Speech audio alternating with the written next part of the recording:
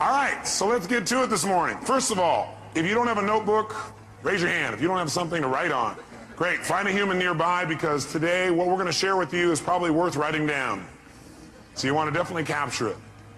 Years ago, I met a very, very successful man. He taught me something I never forgot for the rest of my life. He said, Tony, whatever you do in your life, whenever you find you're going to go someplace where there's some great ideas and great resources, he said, always make sure you take a pen and paper. He said, because what you want to do is you want to be able to capture those ideas and cement them to paper so you can review them in the future. In fact, what he got me to do was to keep a journal, and I would highly encourage you, by the time you come to the next management session, or maybe even during a break today if you wanted to get yourself a hardbound journal. Hardbound journal meaning not a loose leaf. And you can get those in all kinds of stationery stores, some religious bookstores. The bottom line is, if you keep a journal, you don't even write it every day, but when you get thoughts or ideas, you capture it there. You can't believe what'll happen. You'll start to accumulate a wealth of knowledge and ability and skills and resources that not only will help you, but you can help other people as well. I've been keeping journals myself now for about a dozen years. And I go back and review my life, and it has two real values, I think. One is, it gives you a chance to really see how much you've grown. Because how many of you have kids? I'm curious. How many of you have somebody come up and say, boy, your kid's really growing? You go, really? Because you're so close to them, you don't notice it as much. How many found that to be true? Guess what? It's even worse with yourself. Sometimes we don't give ourselves credit for the amount that we're growing, but I'll tell you one thing, if you keep a journal, it won't be hard to see how much you're growing. Because you'll see the kind of goals you had back then, the kind of things you thought back in those days, and you'll begin to see the evolution of your growth. Also, I personally believe that if life's worth living, it's worth recording. And it's an incredible gift to give to your children, because someday they get to know exactly how you were at different times in your life, and they get to learn your lessons without having to go through it. So I highly encourage you to do that, but as a very minimum, let's make sure we take notes. You guys ready to crank? Thanks, let's do it. So this whole weekend is about connecting and communication. Really, it's about communication and relationship, how to make everything more worthwhile. And the technology that we're going to share with you this weekend has a unique name. We call it reality bridging. Reality bridging. I'm going to make you go into a deep trance trying to figure out what that means, right? We're going to clarify it for you. But reality bridging, it's the technology of vital communication and true freedom. Because what you're going to find is, there's going to be a vitality in your communication when you start using the techniques we're going to teach you. And there's going to be a sense of absolute freedom where you can share with somebody what your real feelings are and never ever offend them. They won't have to hear you and cry and feel bad. And you won't feel so bad either. We want to make sure that communication is vital, that you're always connecting, that you feel good when you're communicating, so does the person you're communicating with, and it produces results. That's our outcome. And to be able to do that without having to worry creates an unbelievable level of freedom for people. Because how many of you, be honest, have felt feelings at times and you were upset, but you didn't share it because you didn't know how, or you didn't share it because, well, you thought, well, maybe it's really about me, or you didn't share it because you didn't want to offend somebody even though you were mad or upset. How many got that experience in the past? And when you don't share something, what happens when you just keep it inside and build it up? Yeah, it festers. Does it get better or worse? It gets a lot worse, and eventually what happens, then you blow up about something that could have been handled so much easier along the way. But then there's the other approach, which is you're looking for things on a regular basis to be able to give people feedback about. And some people develop that habit, or you communicate in a way where basically you're communicating your feelings, like you're upset, but do you always have all the information? No. And so you're making a decision about how to feel based on false information. How many of you have ever gotten upset and later on felt a little dumb because you found out you were upset about something really shouldn't have been upset about? So one philosophy says, keep it inside. The other philosophy says, well, get it out. Well, what if you get it out and then you find out you were wrong? By the way, do we like being wrong? No. So then what would we probably do? Justify, defend? Well, yeah, I didn't know that, but if you've done that before, right? And that does not make a relationship work. Plus, that person gets upset. It's kind of like, anybody ever come up to you and say, why are you upset? And you go, I'm not upset. You go, no, yeah, you are. You go, no, I'm not. Yes, you are. Well, I'm getting upset. Okay, that also happens unless we're really clear. So what we're really going to do is we're going to start our whole basis of studying of communication to remember one thing, and write this in your notes if you would, and that is the quality of your life is directly related to the quality of your communication. The quality of your life is the quality of your communication, period. The quality of your life is the quality of your communication. Now, pretty basic idea, nothing earth-shattering, but I'm here to tell you that's your entire life comes down to this. The quality of your entire life comes down to the quality of how you communicate. With whom? No. With whom first do you think it determines how you... That's right. The quality of your life starts with the quality of how you communicate to yourself. That's where it all starts. How you feel is not based on the environment. Is it based, like how you feel, is that determined based on like whether or not you have lots of money? Yes or no? I got a little mixed reaction on that one. They go, well, no, it's not. No, absolutely not, no. How's that for incongruent communication from a lot of you, right? Okay, some of you have a little mixed feelings about this, don't you? But let me ask you a question. How many of you know somebody who has tons of money and is still not happy? Ah, interesting. How many of you know somebody who doesn't have any money at all but seems to be very happy?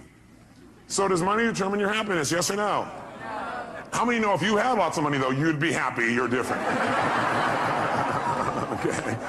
If I had your money, I'd be happy, no problem. Give me your money and we'll try, okay?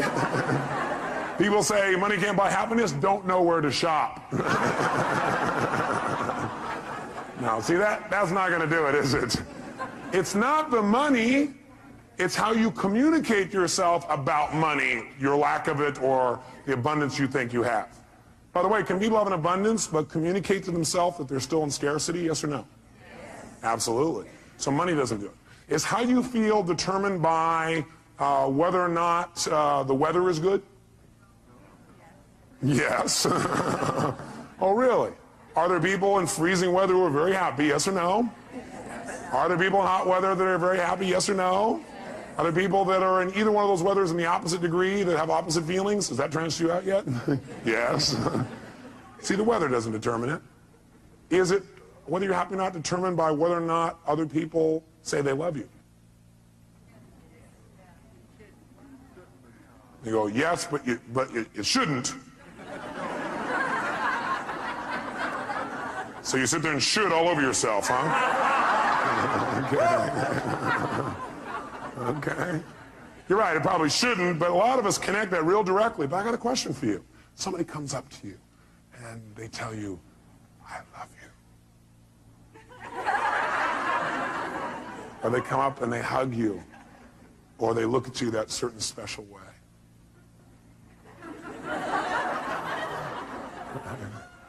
Or they kiss you passionately. And you have these feelings inside.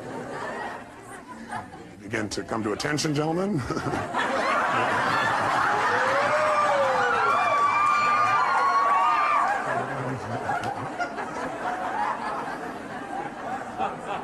Now, when all that stuff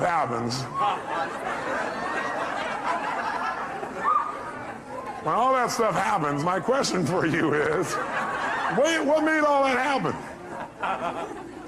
Was it really the kiss that did it? Oh, yes, sure. No, I don't think so. If that's true, kissing your dog would get you excited. It wasn't the kiss. It was the meaning you associated to that particular moment when tissue touched tissue in that unique way. That's really it, isn't it? It isn't actually... Yes! It isn't actually the event itself, is it? It is rather what we communicated to ourselves about that event. Somebody hugs you and you feel good. Do they make you feel good, yes or no? No, what makes you feel good is you've got a set of rules inside your head that say if somebody touches me quite like this, they look like that, sound, smell, feel like this, then I get to say, ooh. Okay. And so you say, okay, it's time to feel good, and your brain goes, and you start feeling good. All right? So the bottom line is we determine how we feel by the way we communicate to ourselves, by the meaning that we communicate about a situation. See, it's not the event that determines how we feel. It's the meaning that we associate to the event that determines how we feel. And that meaning is something we create and we communicate to ourselves. If you're upset about anything, all upsets come down to the meaning you associate to something.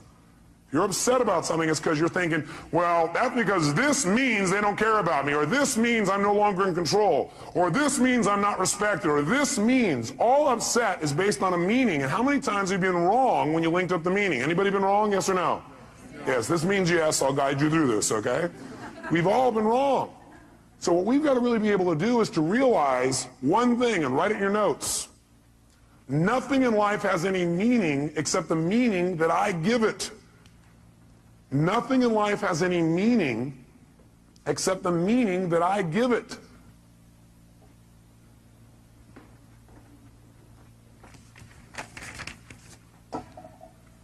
Nothing in life has any meaning except the meaning that I give it. You're the one that puts the label on what things mean. And the last time you were with me, I gave you a phrase when we talked about transformational vocabulary. If you recall, transformational vocabulary is the idea that we get all these pictures and sounds and feelings and sensations start to come in our body, but we don't know what it means till we put a label on it. So you get all these things and they feel uncomfortable, they feel kind of painful, and you call that humiliation. Will that intensify the feeling more than if you say, you know, I'm a little frustrated? Yes or no? You better believe it. The label we put on our experience becomes our experience. And we are the person doing the labeling. Now, granted, I'll agree that most of us are on automatic pilot. We're using a labeling and a communication process that we don't even think about consciously. And we can easily point to other people and show how they created that feeling for us. And certainly they helped us to get into state. They helped us by giving us some feedback, but we still determine the feeling. I'll give you an example. I was in Hawaii recently. I couldn't believe it. I read this article, and then I saw the thing on TV where they interviewed this guy. He was out swimming, and the shark came and bit his leg off. Yeah. You'd think he'd be fairly upset. Why would you be upset if you lost your leg? After the initial pain, why would you stay upset? Because of the meaning you'd link to that, right? What would be the meaning that would make you feel upset all the time? That's right, the meaning of loss, that you had lost something. See, almost all pain you're ever going to feel in your life, the pain that people have that makes them upset, it all starts with, I call it emotional anatomy. It all starts in one place. Pain starts with, number one, I'll put it down at the bottom here, a feeling of loss. A feeling of loss. Now, can you ever really lose anything? Only if you perceive that there's a loss. Is that true? Are you following me on this now for a second? You can only feel loss if you perceive it. In other words, you have to tell yourself there's a loss. You have to communicate that you've lost something. This man was not upset. In fact, he was concerned about the shark. Yeah, you say, this guy's on drugs. No, he was sincere. Because his belief was that, number one, he was responsible, not the shark, because he was a swimmer and he knew that in the area he was, there were sharks, and if he's thrashing around on the top, they think it's a turtle, they'll come after him. But his concern was that people were so upset about it that people were going to go out and rage and kill the sharks in that area. How's that for sorting by others instead of sorting by self? So the meaning for him was, this was a learning experience. That's what it meant to him. For other people, it mean, I'm maimed for life. With a different meaning that he communicated. If he would have said, I'm maimed for life, I'll never be the same. You know, I can never accomplish anything. A woman will never be attracted to me. I'll be a gimp for the rest of my life. If he would have linked those meanings, do you think he would have been in the same state, yes or no? No way. By the way, maybe this is temporary, right? I don't know. I don't know this guy. I'm not going to be around a long time to meet him. But I can tell you for years what I've done is interview people who are absolutely what I think are spiritual masters. What I mean by spiritual masters is not flying to the east and meeting somebody who sits and meditates. I mean somebody who doesn't have the use of their legs or their arms and lives in absolute joy and is totally loving and tries to figure out how to contribute to other people. To me, that's a spiritual master. And I'll tell you what, there's tons of them. And they're my friends now because I go to learn from them. You know what I find out? They have developed belief systems that have helped them to interpret human behavior in a way that causes them not to be upset.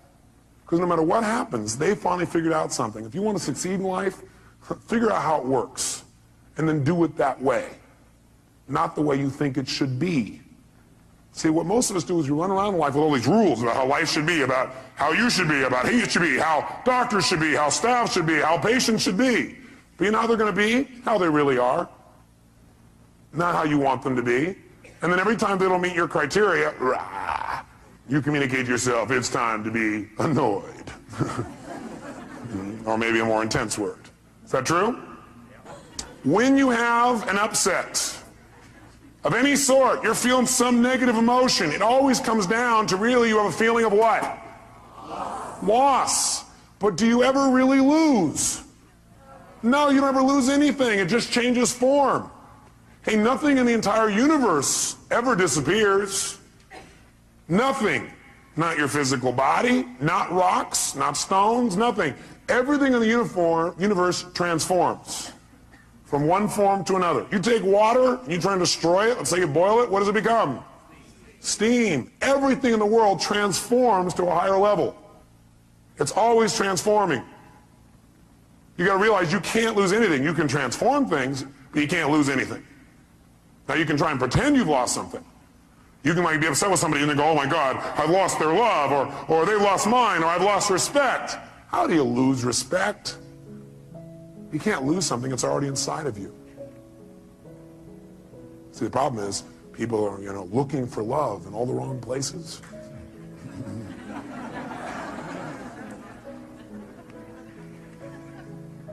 Love is not something you have to go looking for when it's where you come from. A friend of mine said that, Michael Hadley. I thought, wow, what a great thing to remember. Love is not something you have to go looking for when it's where you come from. So you can't lose something. Everything you thought you'd lose is already inside of you. See, if you won't feel respect, it's because you aren't choosing to focus on being respected. You're not communicating to yourself you should be respected. What if I said something to you? And I said it in a way that made you feel disrespected. It made you feel disrespected, or you took what I said, managed to interpret it, represent to yourself, and communicate to yourself that my saying it in that tone of voice means I don't respect you, therefore you can't have these feelings. Does that make any sense? No. Do we do it all the time? Yes. Do we want to continue to do it? No. Okay? We want to change that.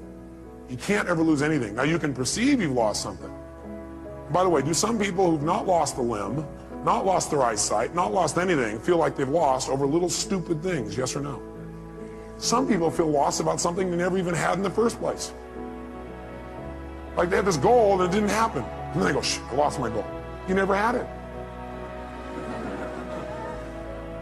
Or they had this expectation. Most upsets are about expectations that aren't met. Isn't that true? You expect somebody to do something. You expected yourself to do something. You expected life to do something. You expected the weather to be a certain way, and it didn't happen. You go, oh, I lost out. How could you lose out on something you never had? You must have been very confused. So you can't lose. But if you want to feel bad, what you have to do is have the illusion of loss. Create the illusion of loss. That's all you have to do to feel bad. So I'll guide you on how to feel bad. Step one, feel bad. Create the illusion of loss. I want you to make sure you take notes. The next time you want to feel bad, you know what to do. Okay? Now, after the illusion of loss, what that usually does is that creates the second major emotion in the anatomy of human emotion, and that is feeling of hurt.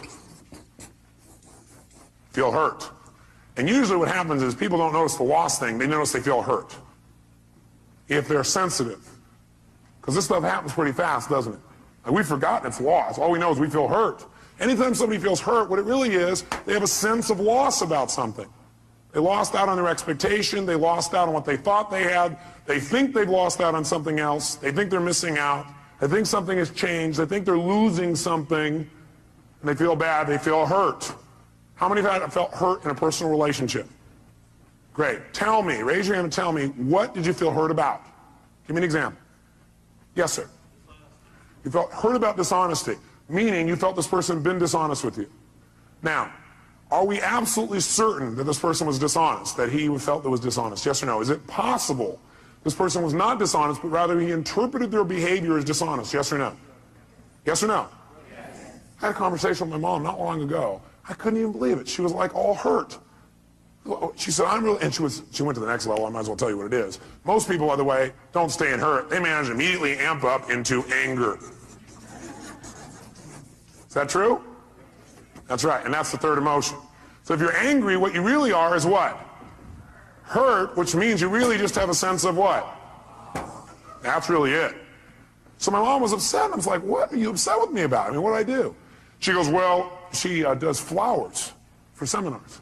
And she asked me if I would contact this hotel and have the hotel like use her services. And I said, I'd be willing to, but I don't think they do that. I mean, they never do it for us. Well, she talked to somebody else, and that somebody else told her that the hotel does it all the time, and they contract with somebody else, so your son must not really care about you. Now, she was also in a very stressful state. Does the state we're in and just our normal life affect the way we interpret meaning? Yeah, she was stressed about a bunch of other things, so while she's in a stressful state, somebody said this to her, and she went, oh, my son, he just thinks I'm a pain in the butt. He just wants to get rid of me. He must be ashamed of my work. He must not like my flowers. She created all this wonderful stuff. Can we create all kinds of shit in our head? How many are good at creating shit in your head? Okay. All right. Good. I am too. We all are. I'm not picking on my mom, trust me. Oh boy, it's on video. Now I'm really in deep shit. She taught me everything I know. She did teach me a good deal of what I know. Gave me a great foundation for my life. Point is, though, seriously, is she's all upset, and she thought that I had lied to her. Now, first of all, when she said I had lied to her, what do you think happened to me? Like, me, honesty is one of my highest values. I'm probably too honest. I tell people everything. Right? What? Right? The fact that she questioned my honesty. How many of you, somebody questioned your honesty, and you know you're honest? I mean, that really upsets you. What do you think I got when she said that? Angry. How could you say that? And plus, I just did all these things for you. And I started remembering all the stuff I was doing for her, and I said, I have never lied to you in my life. Well, maybe when I was a little kid, but not since then. I said, what are you talking? I can't even believe that. Why was I angry? Because I felt what by her statement? And I felt hurt because I had a sense of what?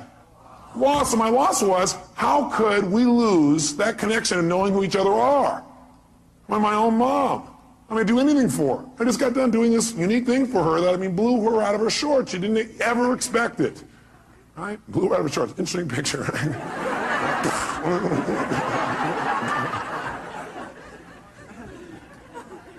And so, you know, what happened, though, is I realized that if I responded to her in a state of anger, will that probably work? No, it didn't work. So I realized I needed to change my state. And I asked myself a question that helped me a lot. The question I ask is, what's probably going on with her that makes her treat me this way, or treat people this way, or respond this way? Instead of, how dare she? Why? How can she treat me this way after I've done so much for her, which would do what? Make you more what? Upset. Different question I asked, I wonder what's going on with her that's making her respond this way. I wonder what she's stressed about. And I asked her, and she told me, and she apologized, and just dropped right away. I'm here to tell you a belief I want you to remember for the rest of your life, that if all you do is remember this out of the whole weekend and really remember it at the right times, it'll change the way you communicate with other human beings. And the belief is this: then in any communication with another human being where you get a response from someone, in any communication with another human being and you get a response from someone, that response is either a loving response or a cry for help. In any communication that you have with another human being, where they give you some kind of response, they respond to you in some way, and that communication is either a loving response or a cry for help. That's it. Those are the only two kinds of responses. So one more time. In any communication with another human being, and they respond to you, they communicate to you, they react to you, they respond to you, that reaction, that response, I don't care what it looks like on the outside or what it seems like, it's either a loving response or a cry for help. Which one do you think my mom was doing in this situation? Was that a loving response or a cry for help? It was a cry for help, and help is saying, I'm feeling what? Hurt because I have a sense of what? It may not be true, but that's what I feel. And that person's a cry for help. Now, how do most people respond to a cry for help? With another cry for help. Is that true? How did I first start to respond to my mom? She's angry with me. She doesn't have a right to be angry. How could she do this to me? What's going on? I get angry back. So I respond with a cry for help. How dare you? How can you say this to me? Don't pull this crap on me. Look what I do for you. What kind of crap is this? Interesting. So when two people are yelling at each other, crying for help back and forth, who gets helped? Nobody. So you know what happens? The anger doesn't stop. What happens is the anger goes one place. Either it starts going out to other people and becomes resentment, which builds. And that resentment may be expressed or not expressed. Usually resentment is expressed non-verbally to other people, and some people do it by taking their resentment and they express it by what they call confrontation, and they actually feel good about it. They say, I'm not one of those people who keeps it inside. I confront people, little bastards. That'll really build a quality communication, won't it? I confront, I don't keep it inside. I'll tell you what's wrong. Yesterday, when you did this and this and this, made me feel this way. I request in the future you change. Everybody try this. You know what? That doesn't work. It can work. Anything can work. The tone of voice you use is going to play a bigger role than what you say. How many would agree? Your facial expression is going to play a bigger role than what you say. How many agree? And somebody else can sit there and listen to you and say, yes, I'll abide by your request, but inside they're going, oh. Okay, that's not communication. That's not quality communication. We want to change and enhance our format. The other thing we can do is when we feel anger, instead of resenting and confronting, we can just keep it inside. If we keep it inside, usually what it becomes is depression. People are depressed, they don't even know why. The reason people are depressed, they feel like they're not in control. Like things are happening they're not in control of. They're not able to communicate and get control of their life. And a lot of times depression is directly related to the fact they've kept this anger inside and these upsets, and they haven't expressed them, they become depressed. How many can relate to this? Not you, but other people you've seen in real life. I thought so. So the bottom line is, what we've got to do when somebody responds to us with a cry for help is give them what kind of a response? Which of the two responses should we give somebody when they give us a cry for help? A loving response. Is that always easy to do? No. What it requires is you to remember that no matter what it looks like, they're just really crying for help. Somebody's angry. How dare you do this to me? You go, how dare you do this to me? You guys are crying at each other.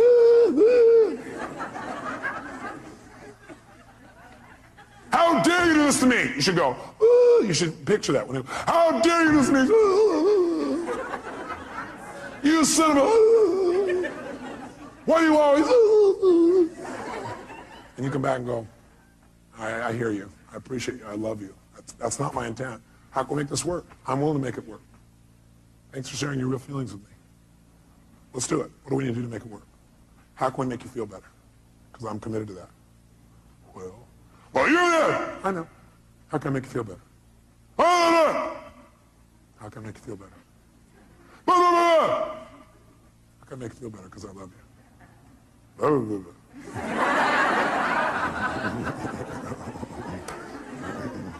How can I make you feel better? I'm willing to do it. What is it going to take? How can I feel it? What will it take? Let's do it right now.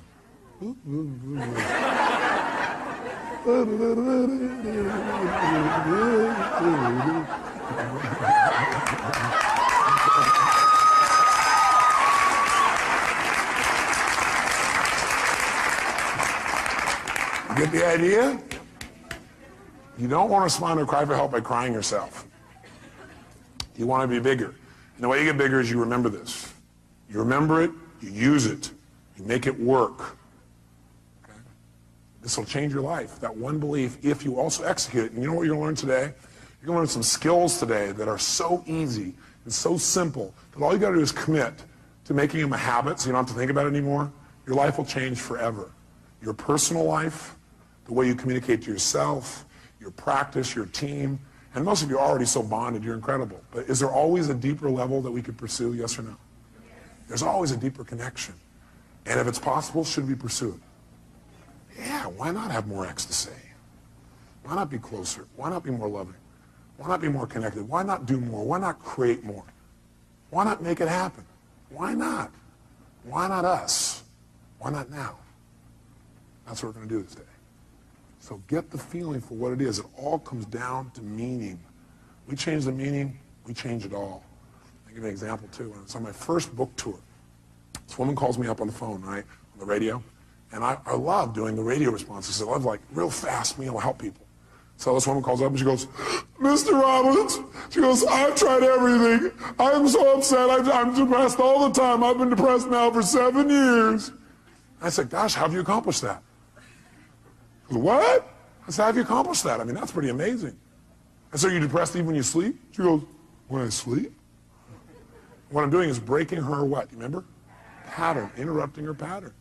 That's all you got to do. If you respond to people go, oh man, I'm sorry you feel that way, and that's not enough. Sometimes you got to interrupt the pattern, tease them, and be loving, but tease them.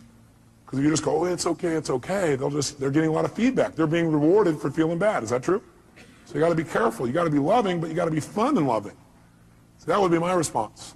A loving, fun-loving response. An outrageously fun, loving response. That'll break their pattern. Do something they don't expect. So I said, well, what's the challenge? You go, well, it's because my boyfriend left me 7 years ago. He left me. He took my whole life. I said, he took your whole life? Because, yeah, I gave him everything. I said, everything? You kept your voice, I hear.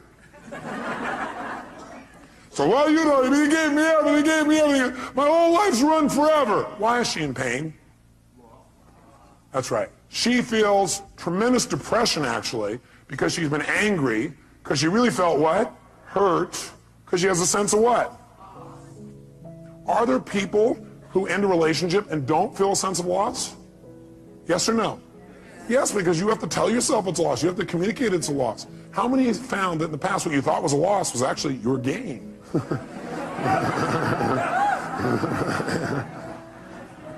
But when you thought it was a loss, how did you feel? Hurt. And it may not have been a loss of them, it was a loss of your own self-esteem. Well, they left me, they must not have loved me, I wasn't good enough. You know, I'm not good enough. The loss of your own self-esteem, but you do that to yourself too. It's just not true. It's the meaning you made up in your head. We're making all this crap up in our head, and it's not true. You got to be careful about the meaning you label things. You got to take control of that process. So this woman's going, well, he left me, that's why my whole life is over. The reason she's upset, the reason she's this angry, is not that she feels a loss, but she's labeled that loss. Because of that, my whole life is over. How would you feel if your whole life was over? A bit depressed? You better believe it. So I said, look, bottom line is, I said, man, you got to change your state. The state you're in right now, you're going to keep thinking your life's over. You got to change your state. She goes, yeah, well, I've tried. I said, what have you done? She goes, well, I've taken drugs. I said, well, you know, what else have you done? I've seen my therapist for years now. I've done this. I said, you know, stop. I started yelling on the phone on the radio, right? I can imagine her face going, what, is he crazy? What's going on? I said, you listen to me right now. You want to change this? You do exactly what I say. When I say now, you put the phone down and you run outside. And you just yell 2 words at the top of your lungs over and over again. Next, next, next. As you think about your old boyfriend. At first she was like in a deep trance with no reaction, right? And all of a sudden I heard this chuckling. She's laughing hysterically. Right? She starts to laugh. I said, just yell next. Go out there and look around, see men, and go next. As soon as she started laughing, I said, think about your old boyfriend. She starts laughing. Think of your old boyfriend. She's laughing. Think of your old boyfriend. Laughing. Think about your old boyfriend. Pretty soon when she thought of her old boyfriend, guess what she began to do? Laugh. Right? Now, am I belittling the relationship? No. But do you think if she laughs when she thinks about it, she'll be able to deal with it better than if she cries? You better believe it. See, our state affects a lot of the meaning we link to things. When we're stressed, well, we can make out the worst situation out of virtually anything, can't we? See, you got to remember, you're the producer of this play. You're the one writing the script of this movie. Now, some of you, though, have like one style of writing called drama. Maybe you ought to try writing a comedy instead. It might be more enjoyable. Some of you have written a love story. My congratulations to you. Some of you have written an adventure story. Some of you have got one garbled story that doesn't seem to make any sense. Maybe it's time you cleaned up the script. Which doesn't mean go back and rewrite it all. It means tear up the old one. Do you have to like go back and rewrite the whole script in order to make it work? Yes or no? Now what you can do is set it aside and move on from here. What a concept. Decide, what do I want now? What happened to my past doesn't mean diddly. What matters is where I'm going. If you're trying to drive in the future using the rear view mirror as your guidance tool, you're going to crash. Plus, you know what? Your future is going to look like your past. Pretty scary. Maybe I'd just let go of the past, tear up that script. You don't have to keep playing that same play. Write a new one now.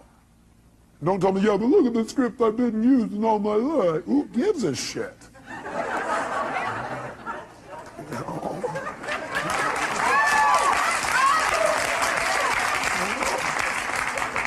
Put it in the circular file and write a new one. You know, be spontaneous. Maybe you want to write some of it along the way. Maybe you don't have to have the whole thing planned out, every detail, know exactly what's going to happen, when it's going to happen. And then you won't be so upset when it doesn't go the way you wrote the first version of the script, called your expectations in your head. Maybe then you'll go, well, this script is kind of a guideline. It isn't like my absolute must or I'm going to be peeved. Maybe that would help things a lot. See, the whole key is the quality of life is the quality of communication. Number one, with yourself. Because nothing has any meaning except the meaning you give it. And the meaning you give it is going to determine how you feel. How you feel is going to determine what you do, and what you do is going to shape your destiny. See, if I interpret this means this person doesn't love me, then now all of a sudden I'm going to feel lousy about it, and I'm going to do things either verbally or non-verbally to get back maybe. Or, at the very worst, I'll withhold my emotions because I don't want to be hurt again. And does that withholding make my relationship better, yes or no? No, and now all of a sudden we start to drift apart. And now I start doing things that will change my destiny and separate me from somebody I really love and somebody who really loves me, all because I made up a bunch of crap in my head. Nothing has any meaning except the meaning you give it, bottom line. And so if we want to change our lives, we really want to make things work, make sure I remember this, write it in your note. It's not the event, it's what we do with it that determines the quality of your life. It's not the event, it's what you do with it that determines the quality of your life. And what we do with it is what we do with it inside of our head. It's not the event. It's what we do with the event that determines the quality of our life. What do we do with it inside of our head? We can take things that destroy other people and cause them to make us better. This whole seminar today you're going to go through is a result of me having an event that was not pleasurable last night. Especially since I was exhausted, I had no sleep. That also amplified my feelings about the situation. And then what happened was I asked myself a question. How can I use this? What's great about this? I was not feeling it was great. How can I use this? What's great about this? My brain started saying what's great about this is it means what we tried to do before this wasn't making sense. We almost had it, but it wasn't quite there. So what's great about this, I found that out because I want to share with you the best. What's great about it is I can use this intense emotion to see what really will work in the most intense feelings I've got. Wow, what a great deal. See, it's not the event, it's what you do with it. And remember, the meaning you associate or assign to something, the meaning you associate, put in parentheses, or assign to something, determines how you feel and what you do. So the meaning you associate or that you assign to something determines how you feel and what you do throughout your life. Determines how you feel and what you do throughout your life. Bless you. The problem is, are you communicating to yourself in a way that's empowering or disempowering? And what would you say a good deal of time it is, probably, if you're not totally happy? Disempowering. So the problem is not the event. The problem is the meaning that you're associating to things that's affecting your actions throughout your whole life, determining your destiny, is probably disempowering a good deal of the time. If you're not happy. If you're happy, you're probably assigning a lot of empowering meanings, aren't you? You've come up with some core beliefs, some ways of looking at the world that really help you. Help you to evaluate things in a way where you're really in charge, or you're not in reaction. So if we want to really take control then, we got to remember what I've already said. Nothing in life has any meaning except the meaning that we give it. So for example, the doctor raises his voice, says, please give me this. Or maybe he doesn't say please, he says, get me this. He doesn't say the word please. What does that mean? Scumbag doctor, that's what it means. It means he doesn't respect you, right? It means he doesn't care about you, right? Isn't that what it means? If you're upset, that's what the meaning you've attached to it is. How many would agree? What else could it mean? He's angry. If he's angry, or he's stressed, or he's frustrated, does that give him a right to snap at you, yes or no? No way. We're not making him right. We just want to know what it really means first. Does that make sense? How many of you have ever screwed up? Can I see a show of hands? How many of you have ever snapped at somebody and had nothing to do with them? It was just your state. You were so stressed about something else. How many have done this even with people you totally love, like your children? Everybody together, ready? I'll try it again. Very nice. Just think about that. Now, when the doctor does that, instead of going, he has no right to do that, you're right, he has no right to do it. You're absolutely right. And you need to help him so he doesn't do that anymore. You need to help him Not make him wrong. If you make him wrong, is that going to enroll him in not doing this again, yes or no? Doctor, when all of a sudden you keep asking your staff and they don't deliver something you need, does that mean they're incompetent? Mean they don't care? Mean they're not as committed as you? You're working to the bone, you don't have any time? You're not even getting paid, they're getting paid, they must not care about you. Is that what it means? No. What might it mean? They're overloaded, they're overworked. You beat them to a pulp. They don't want to talk to you because you've been real mean and hard to be around. They're trying to avoid you and stay out of your way because they're afraid they're going to set you off. Oh. I noticed that was a doctor that was laughing. Huh, ma'am? Is that possible? But see, which meaning you assign will determine how you feel and how you treat people. Isn't that true? And it doesn't just stop there. It continues. Because the truth is, most of you don't communicate all that you feel, and it's a good thing. Because words spoken in a moment of anger, some words like that are never forgotten. Now, that's not true. You can forget them, but people think, I'll never forget that. They keep telling them, I'll never forget that. I'll never forget that. I'll never, never. I will not forget that.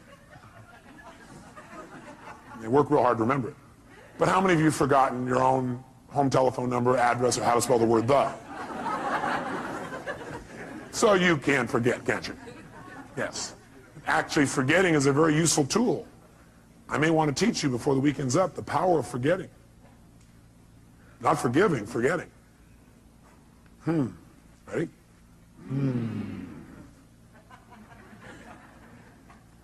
Is it sometimes useful to forget? Especially if what you're forgetting is only your perception.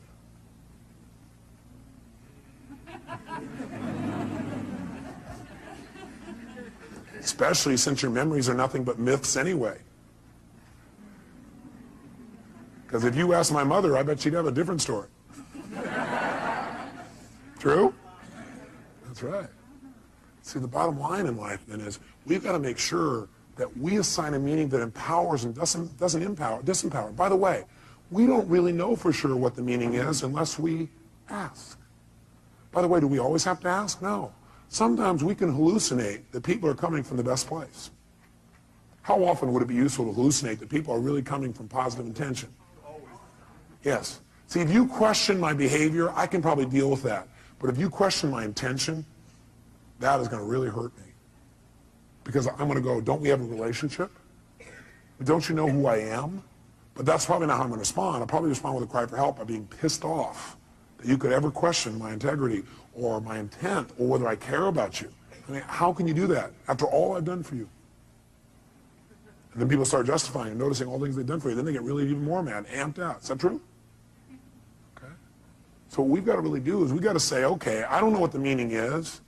I'm not sure what the meaning is. But I'm sure that the intent is positive. The person's either stressed or something else, but I know who they are. I remember who this person really is. The moment doesn't matter. This too shall pass. Is that true? Unless I decide to try and hang on to it, not let it pass. Have you ever tried not to let something pass? It gets to be painful after a few days.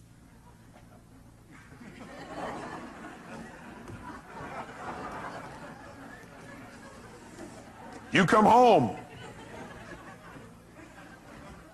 You caught that one, huh? That's good. That's right. You come home and your spouse is watching TV again.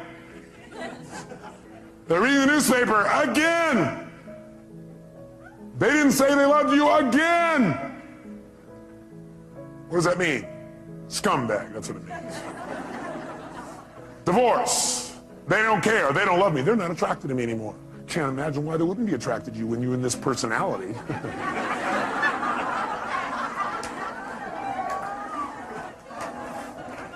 Probably looks at other men, looks at other women. Can't imagine why when they get to come home to seeing you in this unique state.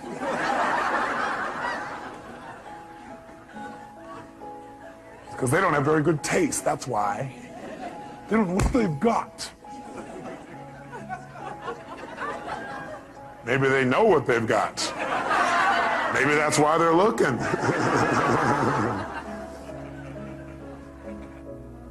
The meaning we link to things determines our actions, therefore our destiny. I've already shared that with you. The key then is to choose empowering versus disempowering meanings. The key for us from now on is when something happens, we're going to probably have a reaction. And after we're done with our little reaction, we should sit back and say, what's a more empowering way of looking at this? What might be a more empowering way of looking at this? What else could this mean?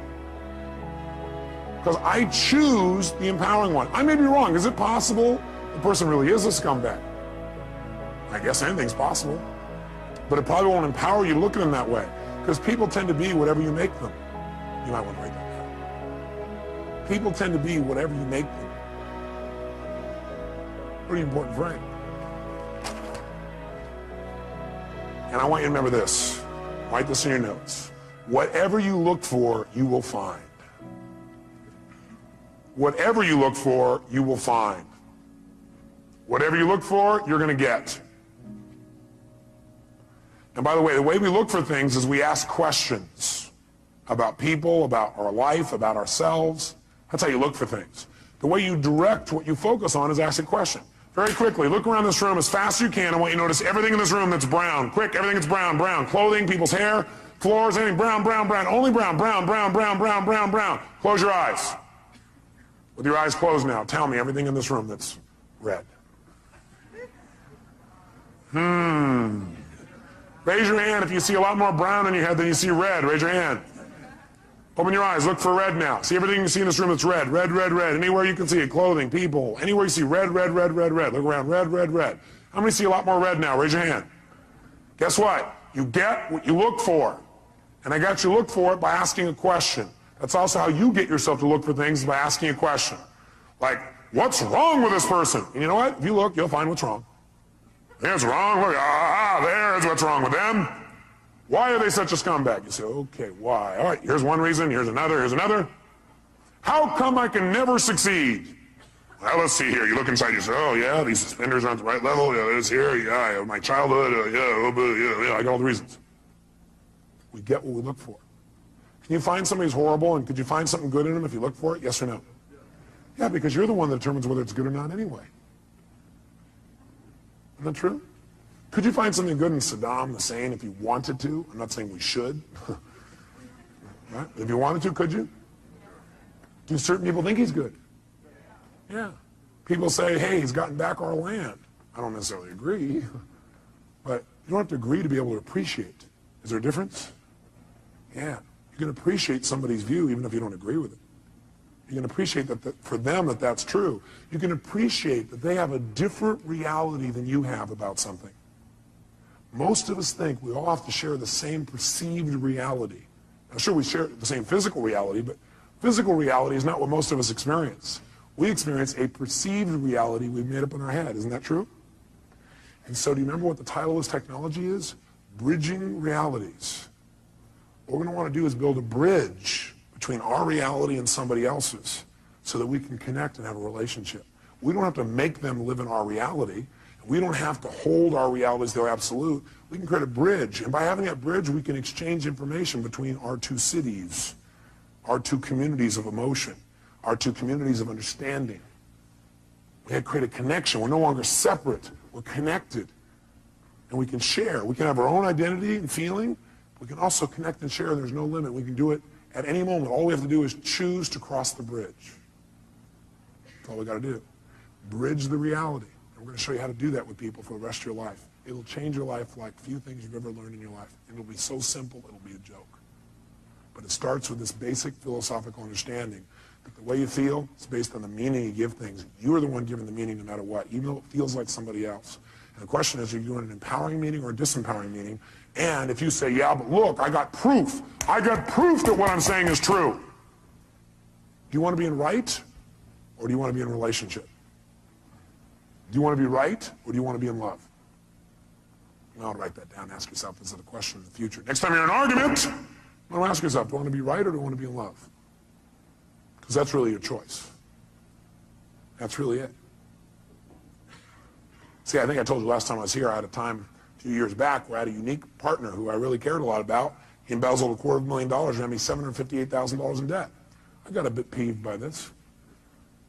I got angrier than I ever remember because I felt so massively what? Hurt. And it's because I had a feeling of what? Loss. The money was part of it. The ability to not have to think about money was another part of it. An equally big part of it was I cared about this person. And they took advantage of me. I felt the loss of trust, the loss of love, loss of connection. All that got stacked into this anger. How many would hear that? Okay. But see, the truth of the matter is, do I have every right to be able to point and show that this guy is wrong? Sure. Will that make my life better? No. All I got to do is say, how can I use this and move on? Not make him right, not make him wrong, just go, okay. God, I wonder what would make a person do that. You know, when I finally started asking what would make a person do that, I created my entire Destiny Technologies. It probably is the most powerful set of distinctions I've made in my lifetime. Because I figured out how I could use it and what I could learn from it, instead of how come this happened to me. And I turned my finances around like 100-fold. My little company doing $4 million a year to $50 million a year. It's a fairly large jump. All because I chose to create a different meaning. The meaning is, this is a chance for me to go to the next level. The meaning is, this is a chance for me to learn and make something better than it's ever been before. Once you link that meaning, the world changes. Just remember, if you don't like the way you feel, change what things mean. Change your perception of what something means, or change your actions. That's what it takes, and you'll change the way you feel in a heartbeat. I put a little metaphor here, a couple of them for you. I just want to remind you that when you decide you can't find something also, remember I said what you look for, you'll find? When you decide you can't find something, you'll also discover you won't find it. Because whether you believe something is true or whether you believe it's not, you're right. How many have had the experience of having somebody say to you something like, can you find me the salt? And you think to yourself, hey, would you go in the cabins and get me the salt? And as you walk in there, you're thinking, I don't know what the salt is. And you walk up there, you open up, I don't know what it is. And you really do look, don't you? You really look. But you already have this belief that says, I can't find the salt. So what happens? A few minutes later you go, it's not in here. They go, what are you talking about? It's right there on the shelf. You go, no, it's not. They walk in, they walk right beside you, reach right in front of your face and go, what is this? And what is it? How many have had this happen to you? Now, the salt wall's already there. You said, Tony, what I look for, I'll find. Yes, what you look for in earnest, you'll find. See, what you really want the answer to, you'll get. But you go, why am I so happy? But you really don't want to know the answer, you're not going to get the answer. Or what's really great about this person? You won't get an answer. It's only what you seek for in earnest. If you don't look for something, you won't find it. You're right. If you don't commit yourself to finding it, you won't. Good thing for you to remember. What do you do when an upset happens? Well, let me give you an example of what I learned from racing school. Changed my whole life. I race cars, formula cars. And so I went to several different schools, by the way, to do this. And I'll never forget, in my first school, the first thing they really taught us at this one school for racing is they said, the first thing you got to do is you got to know how to recover. You got to know how to recover before anything else. How to drive a car, you guys know how to do. How to go forward, you know how to do that. What you got to do is learn how to recover when you hit the skids in the road. Because if you don't know how to do that, your racing career is going to be rather short or rather painful. And most of you are trying to race through life. And a lot of you are having a rather painful time because you don't recover very well. Or you recover, but in the process of recovering, you smash in everybody else's car along the way. And that makes the next trip around a little resentful for the people. They see you coming by, they kind of avoid you a little bit, going, I'm not getting too close to this doctor, this staff member, this person, this accountant, this secretary, this telephone person, the person around the calendar. I'm not doing that. Because if I do, they're going to smash me up too in the process of them trying to recover. So what they do is they put you in a skid car where they make you go through the process of about to crash, where they knock you off track. And what it is the skid car, they got a little computer. And they fire off this computer, and what it does, it has a little lift, and it lifts one of your wheels, and you never know which direction or when. So you're screaming around the track, screaming, screaming, screaming, screaming, and you're not doing full speed, like 140 miles an hour. They start you a little slower, like we're doing this morning. And you go about 60, 70 miles an hour. But 60, 70 miles an hour on a truck is pretty intense, and you're going right for a wall, and all of a sudden, you start to skid out of control. And what they tell you in advance is that what you got to do is when you start to skid out of control, there's only one key. Look where you want to go. Focus on where you want to go. Do not focus on what you're afraid of. Now, what do people do in life? We focus on what we fear, and we get more of whatever we focus on. That's what they tell you there. They say, look, whatever you focus on, that's where you're going to go. Whatever you focus on, you're going to get more of. If you focus on the wall, you're going to get a lot of wall. Real fast, you're going to crash. What you immediately got to do is focus on what you want, not where you think you're going, not where you think you are. If you're not where you want to be, if you're not where you're wanting to go, focus on where you want to go. Immediately, don't hesitate. They said, now what you're going to have to do is when you do this, it won't feel like it's working at first because you'll still feel like you're going into the wall. Because what happens, you have so much momentum in that direction that even when you focus on where you want to go, there'll still be a little bit of momentum in that direction, and there'll be a little bit of a lag time before the car turns. So don't, because you don't seem to be turning, turn back and look, because you do, you're going to go right there and crash. Keep there. You have to use that F word. What is it? Faith. So what happens is you turn, you're going in, and what does most people do? First of all, most people don't even turn. What do I do the first time? I'm screaming along, all of a sudden I start going to control and go, ah! I'm looking right at the wall. My instructor last minute saves my life by grabbing my head and going, and pulling my head physically in the direction I should be looking, which is directly 90 degrees opposite of where I was going, right? I'm heading for the wall. That's where I need to look. So we're all about to crash, and he goes like this, and he's pulling my head over here, and all of a sudden I'm going, oh, and I want to look back, oh, when are we going to do it? And the last second, it turned away. And I went, oh my God, my heart's beating out of me. I said, maybe I should try a different sport. I thought, now this is a good metaphor for life, so let me do it again. So I go out there, and you never know when they're going to do it. You're going. And all of a sudden, I'm starting to love racing again, racing. All of a sudden, I started to go, and you know what I did? I pulled my head. I'm like pulling my head in this direction because I keep wanting to go this way and look at what it is, pulling. And I'm waiting, and sure enough, the car turns just in time. And after a while, you know what you do? Something happens, you notice what it is. You don't stare at what it is. You don't figure out what it is. You don't go, that's a wall. Smacking that. What will it be like to smack that? Ooh, if I smack that, my body will go here, my head will go there. No, what happens is, you see the wall, you know what it is. You only acknowledge the problem long enough to know what it is, and then move on. Know what it is, focus on where I want to go. The minute I can identify what it is, and that's not where I want to go, so I'm heading for it, in the car, and it's like, now you just, you get off it so fast. Focus on what you want, and you'll get more of it. Focus on what you fear, and you'll get more of that.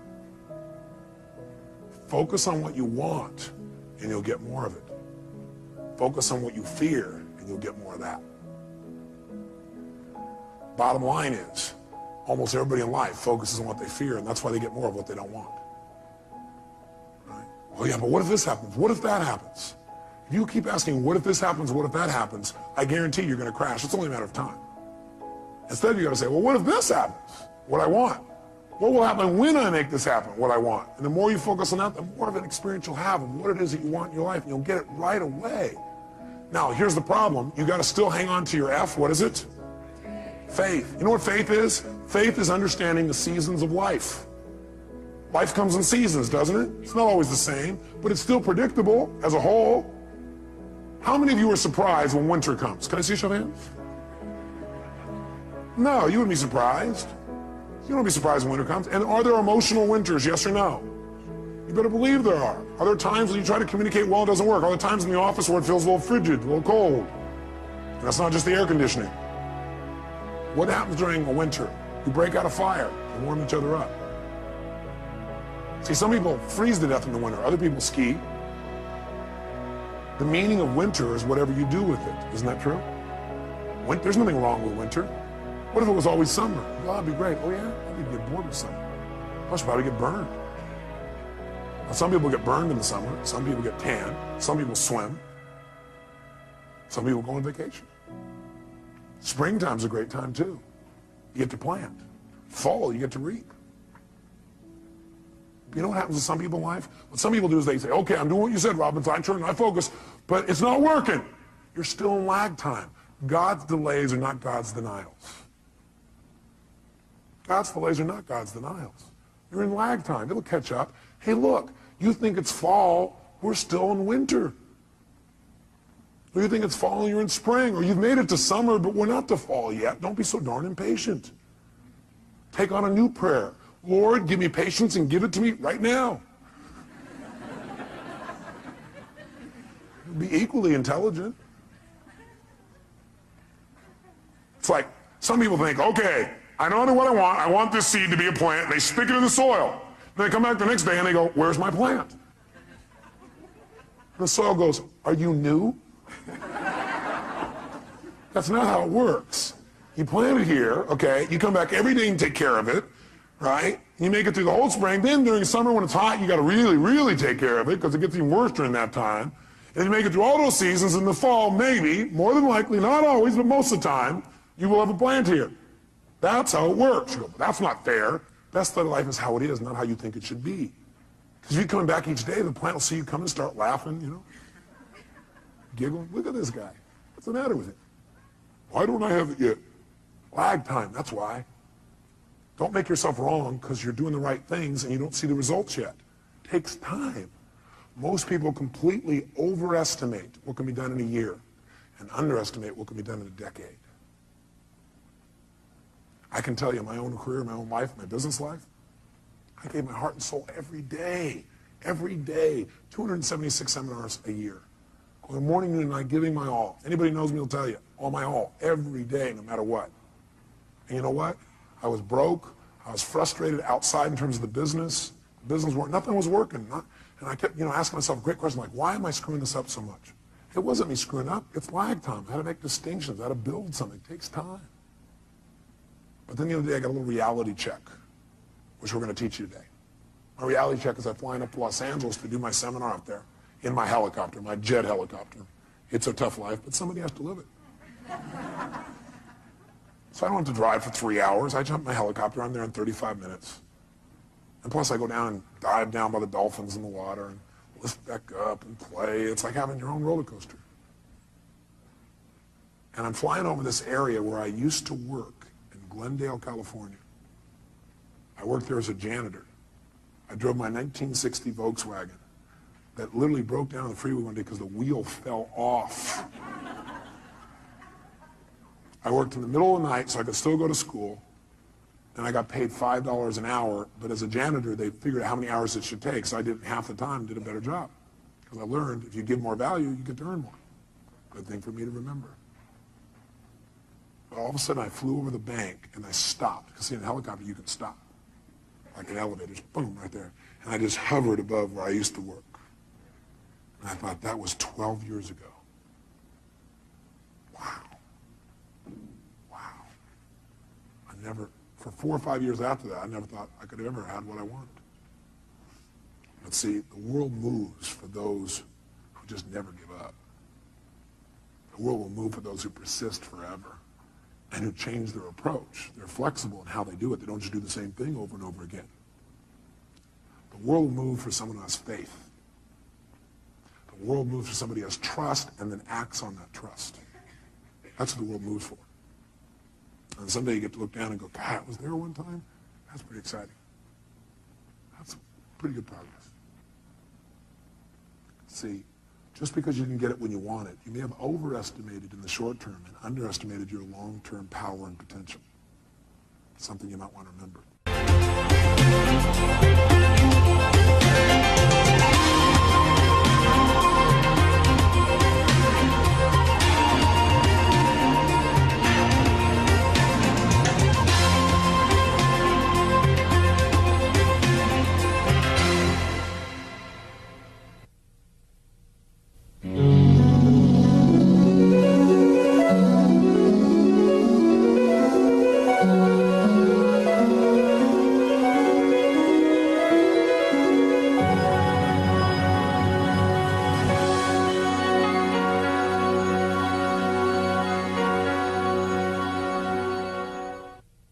We mentioned something earlier, but I want to make sure you put it in your notes.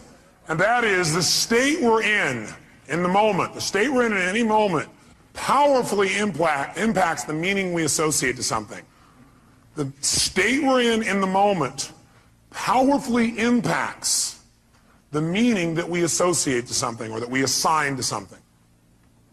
So one way to change what things mean to you is just change your darn state. Is that true? I mean, if you're feeling great, do things just kind of bounce off you that normally, if you're feeling upset, would you change the way you look at them probably, change the way you feel about it? You bet. So we need to really still manage our state, and we talked about that a great deal last session. I want to make sure that that's part of your life's work, because your life's work is really learning how to live in a way where you spend most of your time enjoying yourself, very little time in pain. Most of your time in pleasure, very little pain. And living your life hopefully in a way where not only do you feel good all the time, but the people around you feel good just by being around you. Because they're around you, they feel a lot less pain and a ton of pleasure. See, that's my idea of success. Success is when you've learned to live your life in a way where you experience tons of pleasure every day and almost no pain. And simultaneously, where the way you live also causes the people around you to experience very little pain and tons of pleasure. Then you know you're really successful. Because if you feel good and nobody else does, you're a failure. Now, that doesn't mean you go around and try and make everybody feel good. Some people have an investment in feeling bad because they think feeling bad equals feeling good. Are there people that believe that, yes or no? Yeah, because they think if I feel bad, then people will notice me, or they'll love me more, or they'll help me more, or I'll get more attention, which means feeling good. People have weird crap they work inside their head about how to get to feeling good. Some people think I'm going to feel good when I make $1 billion. Some people are like, when I have this, this, and this, when I get married, have these many children, this and this, then I'll feel good. Some people have, well, I'll feel good if I feel bad, because then people notice me and make me feel good. Or you could just like choose to feel good. Which one do you think might be a more intelligent approach? Because who's in control there? You are. You don't have to worry about the environment. And by the way, when you're feeling good, it tends to make you want to feel even better. It makes you share good feelings with other people, which makes them feel good, which makes them reciprocate usually. Not always, but usually. Kind of nice. So the bottom line is we got to manage our state still. And as a reminder, as far as that's concerned, changing state means change the meaning. And the way you can do it is either by changing your what? Anybody remember from last session? Change your what? Change your what? Change your physiology. Physiology, again, means the way you move, the way you breathe, your facial expressions, your gestures. The way you use your body determines the way you feel. You got to remember that for the rest of your life. If you're not feeling the way you want to feel, first thing you do is just change the way you're moving. Emotion is created by what? Motion. Emotion is created by motion. You have 50 muscles in your face. A slight change in any of these muscles will radically change the way you feel. Remember we did this last time, I think. What I'd like you to do right now, real quick, is create some tension in your body, some tension, then put a big, huge smile on your face while you're doing it and notice how it feels. How many feel somewhat excited when you feel this? Let me see your hands. You know why? Excitement has tension in it. The only difference is you send a different biochemistry into your body. You fire off different biochemicals when you make a smile. Physically, it changes. You want to get depressed? What do? Drop your shoulders, look down, breathe shallow, drool. Right? Change the way you move. Some people have limited emotions because they have limited motion. They're trying to express their feelings and they go, I have something important I want to share with you. Hear me. Feel me. I am man. Feel this? Versus, listen to me. Come on, let's make this happen. Let's do this. Do you understand what I'm talking about here? The more emotion you have, the more emotion you have. And there's certain emotions you're not feeling because you're not making certain movements happen in your face. You want to change that. You want to go for more. See, did I mention to you last time, did we talk about how certain people who live together for a long time begin to look like each other? Did I mention that? Do you remember why? Because in order to be in rapport, we like people who are like us. So we mirror back similar facial expressions. We do it enough, we literally mold our muscles to be in that way. And we use those kinds of emotions on an ongoing basis. A lot of people look like their dog. I don't have the explanation for that one. I don't know if they're mirroring in that case, right? Maybe they're trying to pick somebody like it, right? But see, the thing we got to realize is we got to control our physiology. So throughout this day, as last time, I want you to remember to live at level 10. You remember what that means? Living at level 10 means what you got to do is ask yourself on a scale from 0 to 10, where's my level of energy? 0 is dead, 10 is unstoppable. Which level is going to allow you to get more out of this weekend? Which one? 10, without a doubt. If nothing else happens from you coming to these fortune programs, but every time you get here, you demand from yourself for 4 days to live at level 10. You think you might develop a little stronger emotional muscle, yes or no? And pretty soon what used to be hard to do, like demanding 10, is the way you live. It's easy. It's like you can live that way easy, no problem. And now you go home and you live at that level. Does that impact your patients, yes or no? Does that impact each other in the office, yes or no? Does it impact your home life? Does that impact those ecstasy ideas we had about the relationship at home? Yes. See, if you're level 10 every time with your personal relationship, would that enhance it, yes or no? So how do you determine whether you're at 10 or not? You decide to go there, and the way you decide to go there is you got to ask yourself on a regular basis, where am I? See, I found the more you measure something, the better it gets. But if you don't measure it, you're not going to do well. If you set a goal on New Year's Eve, and then you check next New Year's, you're in trouble. Because you had one correction. It was at the end of the year, and it was too late. Once a month, you got a better chance. Once a week, you can really have once a day, you won't have a bad year, you won't have a bad month. The worst you have is a bad day. The more we measure, the better we get. So what we've got to do is ask ourselves, where are we on a scale from 0 to 10? Where are you right now on a scale from 0 to 10? Sit right now like you would if you were at level 10. And that's clear, you weren't at 10 then, isn't it? Come on, sit the way you'd be at level 10. I mean, absolutely, totally energized, excited, having fun, being outrageous and playful. Sit the way you'd be sitting right now if you're at level 10. Come on. And oh, you're not at 10. Come on. Come on, this is not 10. Let me see 10 here. Come on, even more energy, come on. Most of you would probably have to make some noise or do something with your body to get to level 10. Come on, wake your body up. Come on, come on, come on, come on, come on. Come on, wake your body up. Come on. Come on. Come on. Now, this is level 10. Now, go to level 2. And imagine trying to learn at this pace for the next 3 days. Go back to level 10. Come on, go, go, go, go, go, go, go, go. Come on, come on, come on, come on, come on, come on, come on, come on, come on, come on. Now, I want you to commit you're not going to drop below level 8 for the rest of the weekend. Are you willing to do that? Yes or no? Yes, yes or no? Yes. Great. Now, if it's tough to stay at level 10, you want to push yourself to level 20. So just as a reminder, stand up. Remember how we do this? We put ourselves in a yes state. All remember what that means? Good. Then what I want you to do right now is take off your jacket. You have that. Not your blouse, ma'am, just the jacket. And we're going to put ourselves in that yes state. We're going to put ourselves in that state I talked about last time. Remember I gave you a metaphor the last time we were together, a reminder. I said there's a puddle of water here in front of me, and I'm an old person. I come up to that water, what will I do? No, not just walk around it. I'll walk around it and bitch about it while I walk around it. Okay. But if I'm a kid, how do I deal with a puddle? That's right, yes, boom, that's the state we're going in. All those who want to do that for the weekend say aye. If you were in that state and somebody like came along and said, yeah, how do kids deal with that? They go, yeah. Would that be a healthier response than going, okay. I'm looking for new ways to hiss and get this person. Would that be more healthy, yes or no? Sure, it's more playful, it's more outrageous. Next time somebody is real bitchy, just get real bitchy back, we'll do it funny.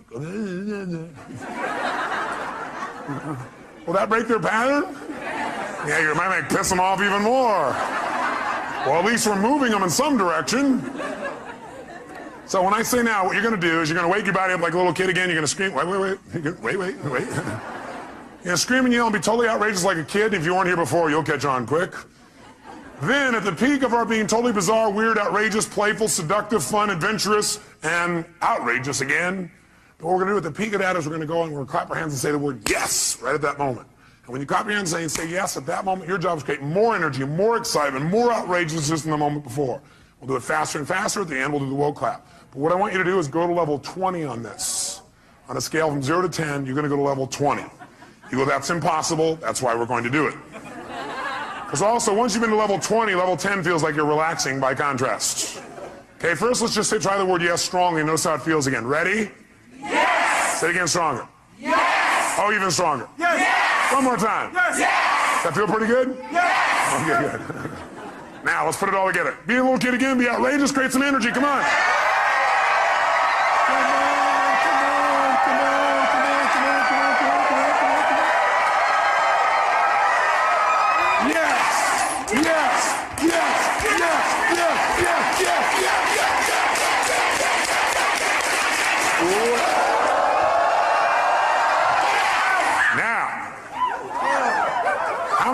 How many are now at level 3? Now some of you here for the first time going, what have I gotten myself into? It's a cult! It's the yes cult.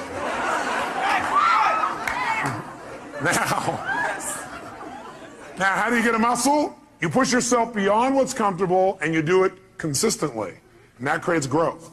So we're going to do it again. You go, I barely survived the first one. Let's try it again. Ready? Wake your body up. Be outrageous. Come on.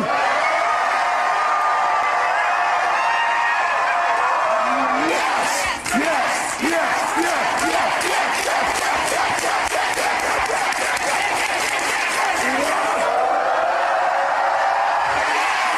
Now, in this state, If somebody had some petty upset with you, could you handle it? Great. Then get a bouncing hug from the person next to you and grab a seat.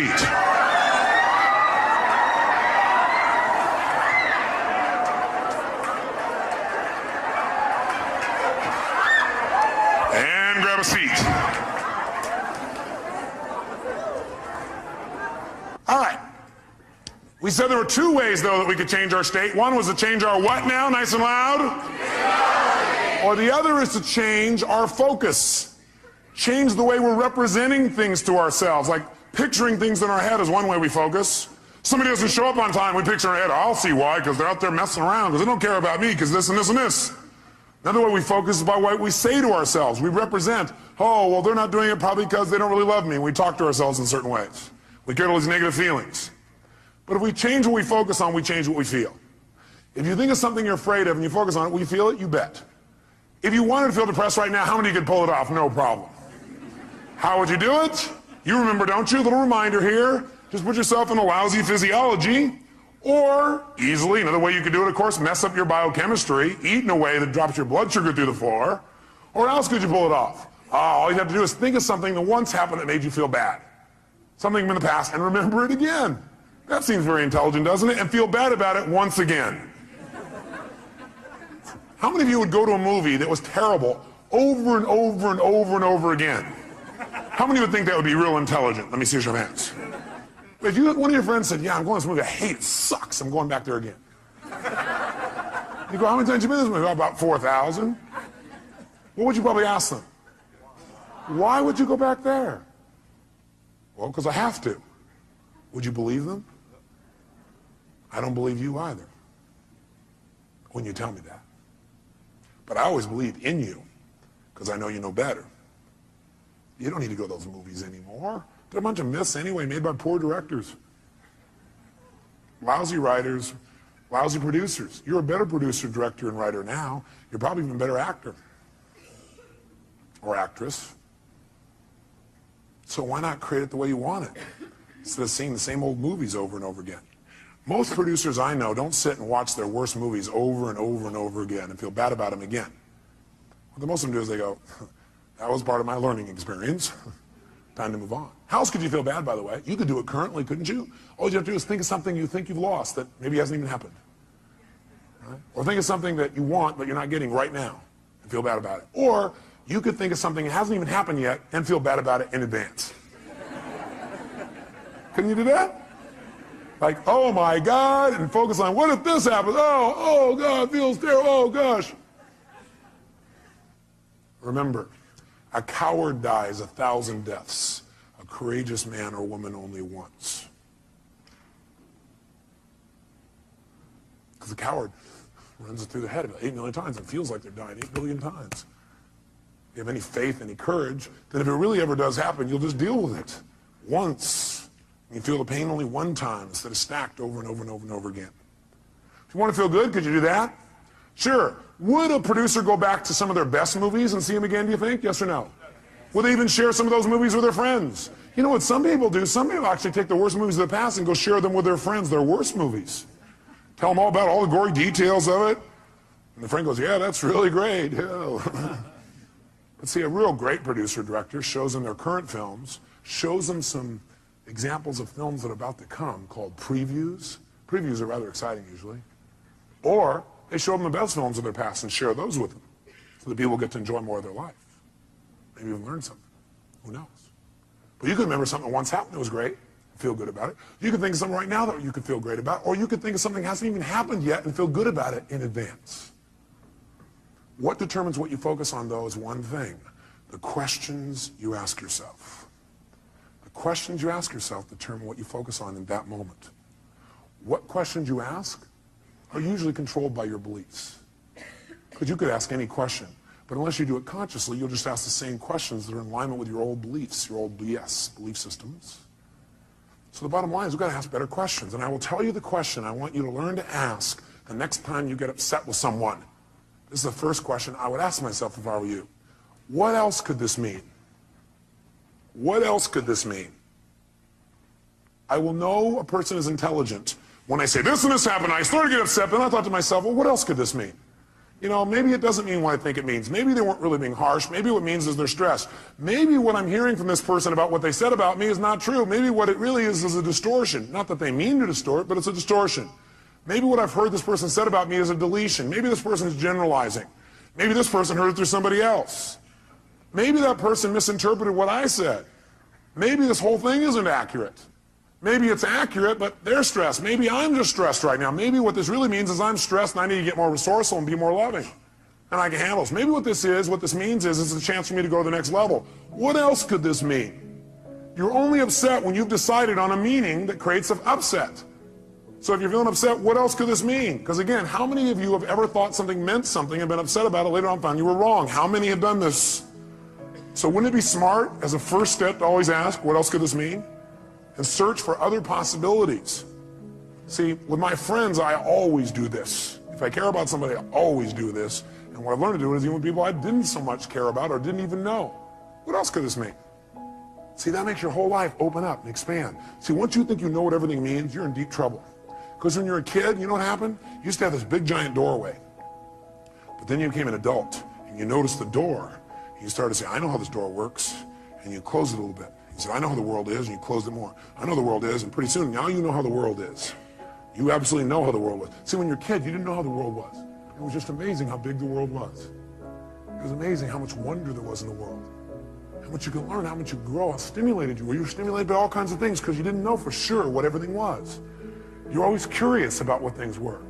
But as an adult, you now know what everything is. And if it doesn't fit in there, it's wrong. We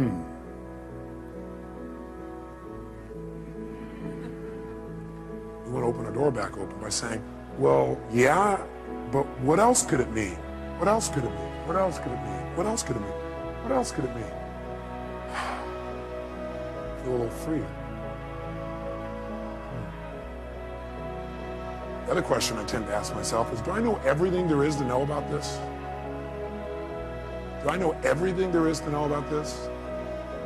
Somebody says something to you, they're really upset with you, or somebody raises their voice. That means they hate me. What else could it mean? Well, it could mean they're stressed. Could mean they don't understand. Could mean they don't even realize they're yelling. Could mean that they need some support. Could mean what I know it means, it's a cry for help. Could mean that I'm oversensitive right now. Could mean that I react to voice tonality instead of real feelings. Could mean nothing. Could just be something that came and went. Do I know everything there is to know about this? No, I don't know everything there is to know about this. I mean, there's all kinds of things that could be going on. I don't know. Opens your world again. We're going to teach you to do this in a format that makes sense. Now, the thing that happens, though, if we want to be able to really take control of our meaning is we got to pay attention to our emotions. So in your notes, write down emotions. Under emotions, in fact, you might want to write the word negative emotions. Negative emotions. Negative emotions. And then as soon as you write it down, cross it out. The word negative, anyway. What are some of your negative emotions? Tell me what they are. Fear, what else? Pardon me? Hate, what else? Anger, what else? Guilt, what else? Worry, what else? Upset, guilt, what else? Frustration. I got a question for you. Are they really negative? I'm here to tell you there's no way they're negative. Every emotion you've ever had in your life serves a purpose. The problem, the reason it's negative is you've been calling it negative instead of getting the message it's been trying to give you. Every emotion you have, including those you think of as negative, those ones you call negative emotions, I call them emotional messages. I also call them calls to action. All those negative emotions, as you used to label them, are really a call to action. Fear is a call to action. By the way, do you feel that call to action in your body when you're afraid? Yes or no? Does your adrenaline start pumping, your whole system start gearing up? Emotions are a call to action. And the call to action says one of two things has to happen in that call to action. It's a message. Every emotion is a message. A call to action. And the action and the message it's trying to give you is that you need to change either, number one, your perception of this, or number two, your current actions. Every negative emotion you've ever felt is not negative. Now, you may be overusing them, I'll agree with you. You may be indulging in them, I agree with you. You may not be getting the message from them. What's making it negative is you're not getting the message it's trying to give you. But every emotion, fear, frustration, hate, anger, guilt, All of those emotions are here to serve you if you get quick the message. But what most of us do is we just indulge in the emotion. So we never get the message, and that's why it's negative, because it starts screwing up your body, because what it is a signal to act, and you're not acting. That's why you feel sick to your stomach. You're not acting. You just keep on indulging emotion, not hearing the message. So the message is always, you must change something. Negative emotions are saying you got to change something. Either change the way you're perceiving this, change the meaning you've linked to this, change your perception, change your focus, or change your actions. Change what you're doing because it isn't working. That's why you're having that emotion. Don't make your emotions wrong. Appreciate them. Be grateful for them, but immediately then ask yourself, hey, what's the message that my emotion's trying to give me here? What do I need to change? My perception or my actions? Does this make sense? Yes, no? So then, how do we make use of it? Well, first of all, notice this. How do most of us deal with our emotions? Well, most of us deal with our emotions by suppressing them. In fact, before you write that down, actually, I put over here 4 ways to deal with emotions. 4 ways to deal with emotions. I think the number 1 way most people deal with their emotions is they try to avoid them. By the way, how effective is that? No. You might do it for a moment or two, but most people, they just try to avoid feeling. Isn't that true? People who don't like to feel negative feelings are so afraid of negative feelings, they try not to feel any feelings. Now, if you don't feel any feelings, you really are going to have some pain. Because that's what life is for. Life, part of the juice of life is expressing and feeling. But sometimes people have had so much pain, they say, I don't want to feel anything. It never works, because eventually it comes out anyway. And then you feel bad about never having felt bad. You feel bad about the fact you didn't feel good. You have a sense of loss because you didn't feel things. Second way people try and deal with their emotions is they endure them. They're going to grunt it out. I'm going to endure these. I'm going to make it through this. I'll hang on to this. And again, this doesn't work. Now, they may try and disassociate after a while here again, or they may try and suppress the emotion.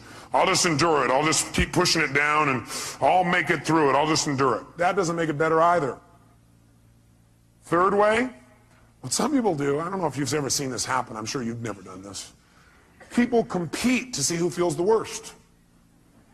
Some people do is they keep track of their emotions so they can share them with other people and compete. So somebody says, oh man, I feel like hell. Oh, you feel like hell. Let me tell you how I feel. You think you got a problem. Let me tell you my problem. You think you got the biggest problem. Check out my problem. It stands out to here.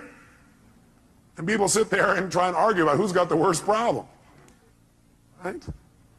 Or the fourth thing that I don't have up there that I'd say, the fourth thing that people do is try and share their pain. Share their problem. They think, oh, I can get rid of my emotion by sharing it with others. So they try and get other people to feel bad too. That way we'll be friends. We can share in the pain together. We must love each other. Are these very intelligent ways to deal with your emotions, yes or no? No, you don't want to avoid them. You don't want to endure them. You don't want to compete for who's got the biggest and worst emotion. Try and make yours worse than somebody else's. You don't want to share them. Make them feel bad too. What a friend you are. Instead, what you want to do is step 5. Learn from them and utilize them. You want to learn from them and utilize them. Now, in order to learn from them and utilize them, in order to change an emotion, we have to change what something what's to us. Starts with an M. We have to change what something what? Means to us. When we change what something means, we transform our emotion. We have a transformation. Does that make sense? In other words, if I'm feeling really upset about something, I'm angry, angry, angry. Do I have to communicate that to get off my anger? No, not necessarily. I'm angry because of the meaning I linked up. What if I change what it means in my head and I realize, hey, that's not what it means? Then will I feel angry, yes or no? Yes or no? If I'm really angry about something, I'm angry because of what I've linked up to it. I'm saying, well, I'm angry because they did that and that means this. But if I really analyze it and I look at it for a while and I go, God, that's a bunch of crap. It doesn't really mean that. Then I've transformed my feeling. Do I now have to go to that person and say, what you did made me angry? Yes or no? Yes or no? No, because I don't have that feeling. I truly don't have it. I'm not suppressing it. I've transformed it. Suppression, however, is when you keep the same meaning. That you keep the same meaning. You're upset about something and you keep the same meaning. You don't change the meaning. All you try and do is stuff the emotion. You try to pretend it's not there. That's suppression. So if you keep the same negative emotion, you don't change how you feel about it, you just try and pretend it's not there. That's suppression, and that's when you get in trouble. So our goal is not just to take things and not suppress them and just express whatever we feel, because if you just go express whatever you feel and you don't think it out, are you going to always communicate well, yes or no? No, in fact, you may say things later on you'll regret in the heat of the moment because you were in state. So what you first want to do is see if you can transform it, honestly and sincerely, and if you can't, then your goal is to get someone to help you to transform it. Go to the source and get the source to help you to transform this. So you know what? I felt this way about this. I made up this bizarre meaning. I know it's not true because I know who you really are. But this is the kind of crap I did in my head. Can you help me? I need to change this. Can you give me some more information or some feedback or help me to clarify this thing? Because I kind of screwed this up in my brain because I know that's not what you meant. But that's what I did inside my head. Can you help me out? Is that different than, you know something? The other day when you did this, I felt this, which, by the way, implies what they did made you feel something. Is that true, yes or no? Does anybody do anything and make you feel something, yes or no? Yes or no? Absolutely not. Absolutely not. Now, you have a right to feel the way you feel, but that isn't true that it's actually what made you feel that way. You chose to make yourself feel that way. You communicated that to yourself. So instead of saying, when you did this, that made me feel this, that's implying that somebody made you do something, and that takes responsibility away from the one person who can change your life, meaning you. So I request in the future this. Nothing wrong with any of that. What we want to do is enhance it. The way we want to enhance it is come from the place of, I'm communicating because I want to transform something, and I'm responsible, not them. You know, I need your help. I need your help. The other day when this thing happened, I used that to interpret that to mean this. And I know it's not true because I know who you are. I need some clarity. Can you help me out? I got to clean this up in me. Who's responsible? By the way, will they want to help you, yes or no? And by the way, what you're really doing here is making clear what you're really doing, which is you're doing a cry for help. Maybe not crying, you're making a request for help instead of crying. Make sense? And people hear this is a request for help. And do we want to help other people, yes or no? Especially us, we're all in the helping business. That's why we do what we do. That's the bottom line. So we're going to develop a format like this where we don't suppress, but we don't just express. Because you know what happens? If you just go out there and whatever you feel you express, what you really do is you vent. And then you make it right. Or you demand. See, venting and demanding does not make communication better in the long term. How many would agree with me on this? Okay? We want to go to a different level. We want to transform our communication. We want to transform what things mean to us. Now, here's what I want to be able to have you do. I want you to be able to take the emotions that you're experiencing and be able to deal with them quickly. So I want to give you 6 steps to changing or dealing with, not dealing with, but I guess utilizing is the right word. 6 steps to utilizing any emotions you feel that you used to call negative, which now I call emotional messages, or calls to what? Calls to action. Whenever you're feeling a negative emotion, which we're now going to call emotional messages, it's a call to action, and it's saying you need to change something. What do you need to change? One of 2 things. Repeat back. What are they? Change either number 1, your what? No, well, you would change your physiology, but if you are getting feedback right now, you're getting a negative emotion, that negative emotion's a message. It's saying you got to change either your perception or your actions. And your actions could be the way you're using your body or your focus or whatever. Change your perception or your actions. Now here's what happens when you get a negative emotion or now an emotional message. Number 1, you want to identify what the emotion is. So you're starting to feel negative things. You want to identify what is the emotion. Now when you identify the emotion, what the emotion is, like you're really upset. Ask yourself, well, what am I really feeling? Underneath this, you might write down the question, what am I really feeling? What am I really feeling?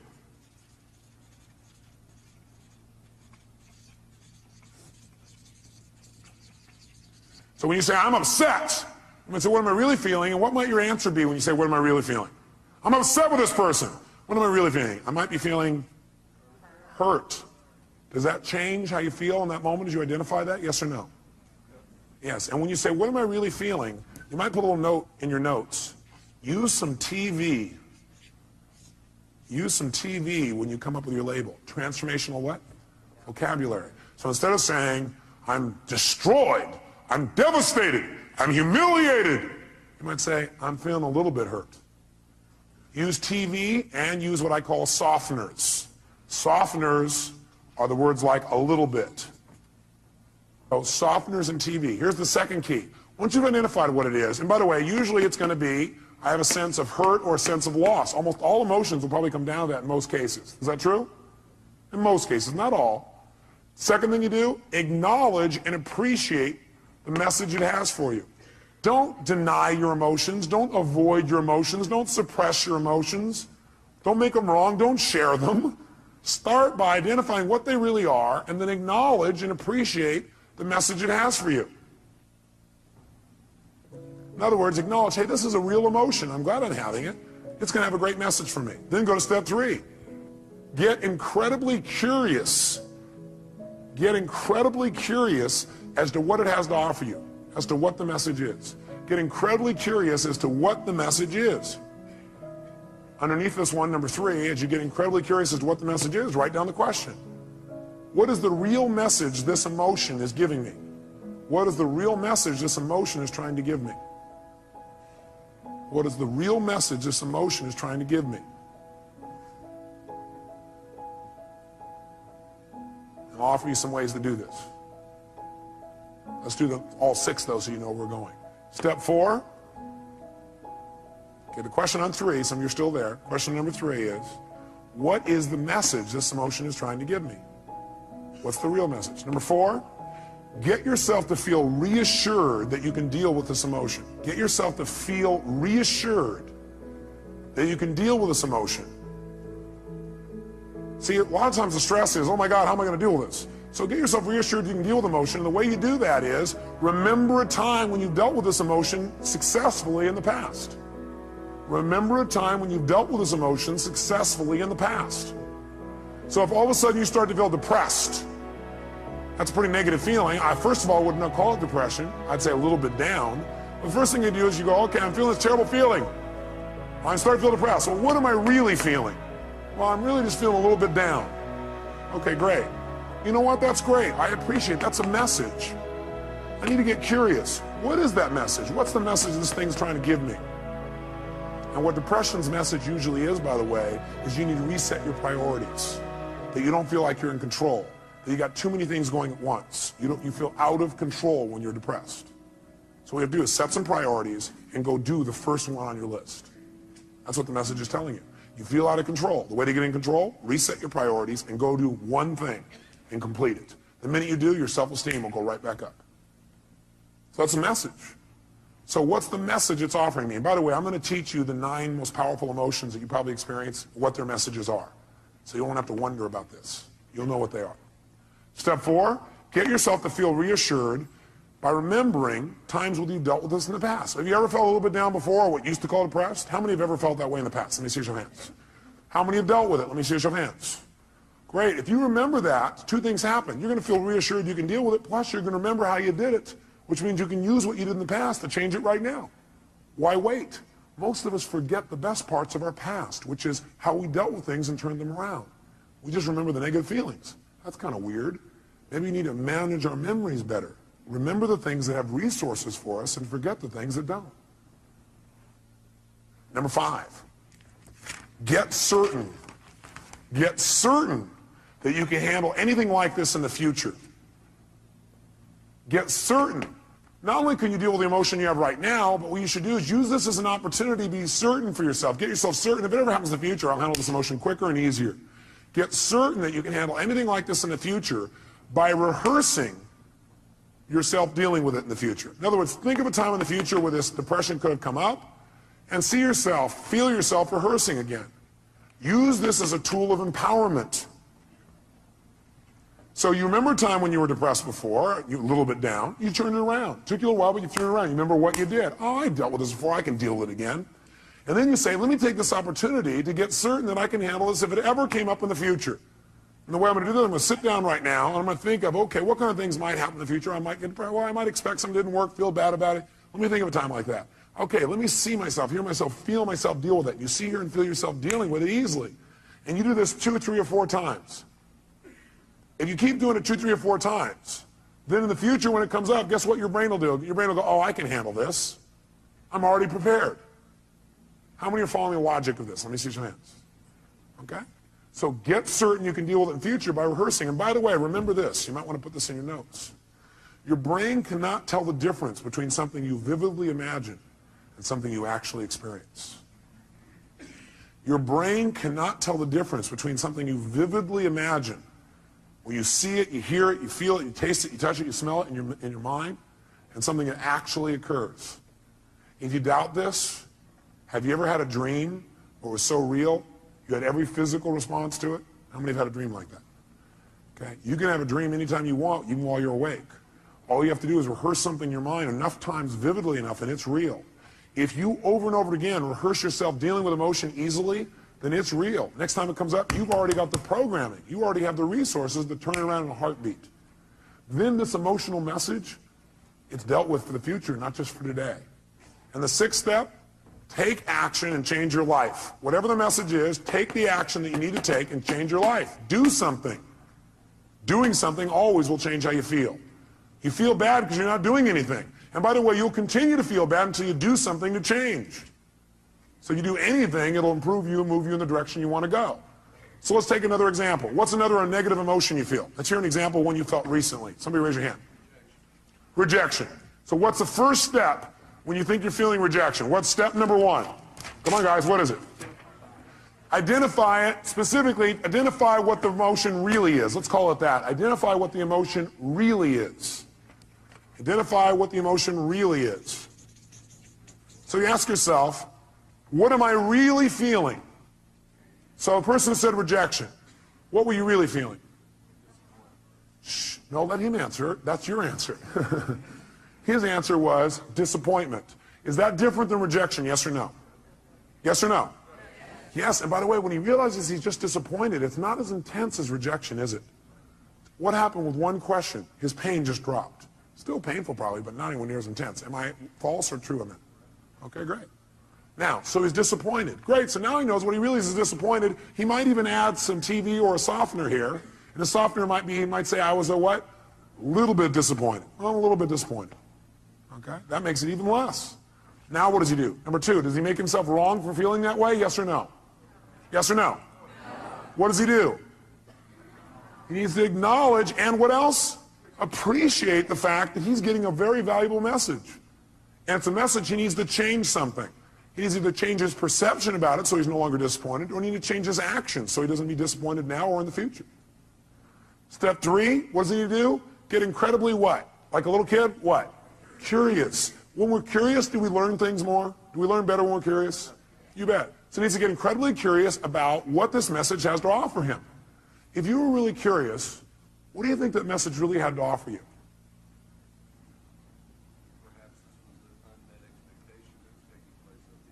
Perhaps this was just an unmet expectation that was taking place up here and it wasn't even reality.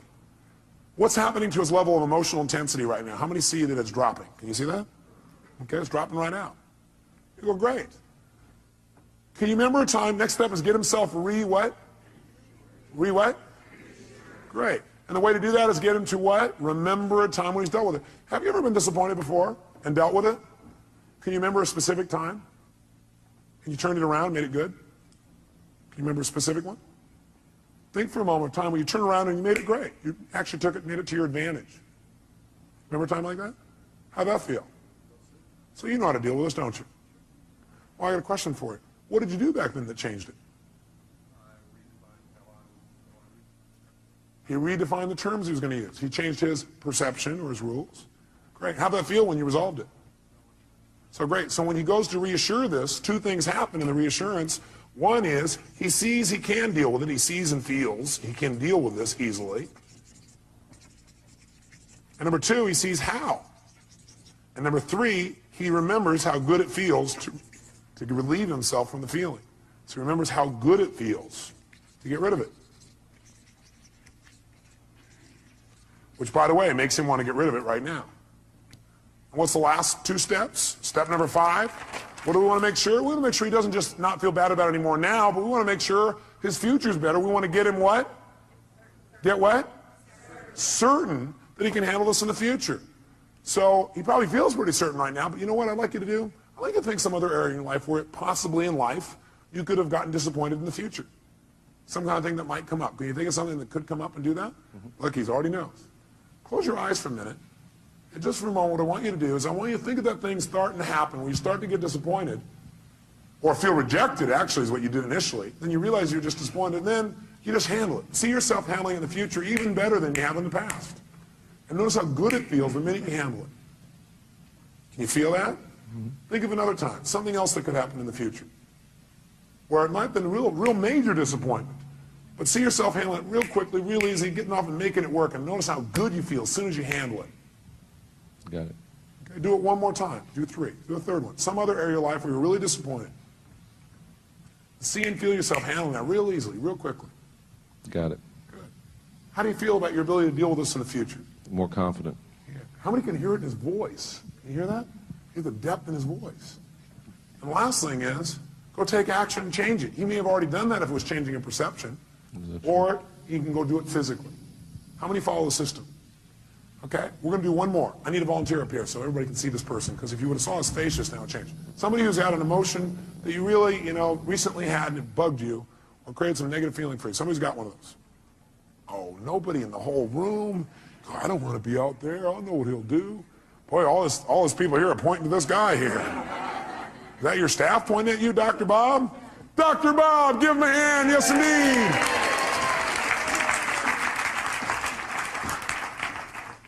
Great. Here you go, sir. He's going to reward you guys for this later. He probably will, actually. That's right. Dr. Bob, what's a negative message, a negative feeling that you've had recently that you'd like to change, you really are committed to changing, but it's been bugging you? Disappointment and rejection. Disappointment and rejection. Well, it seems a lot of that's going around. Must be catching. It's the rejection virus. People are spreading it. Okay, well, which one would you like to deal with? Or are they tied together? Well, actually, it's probably... What question did he just ask? For him to say, actually, it's, he's already done step 1. What's the question he just asked? For him to already say, actually, it's, what did he ask?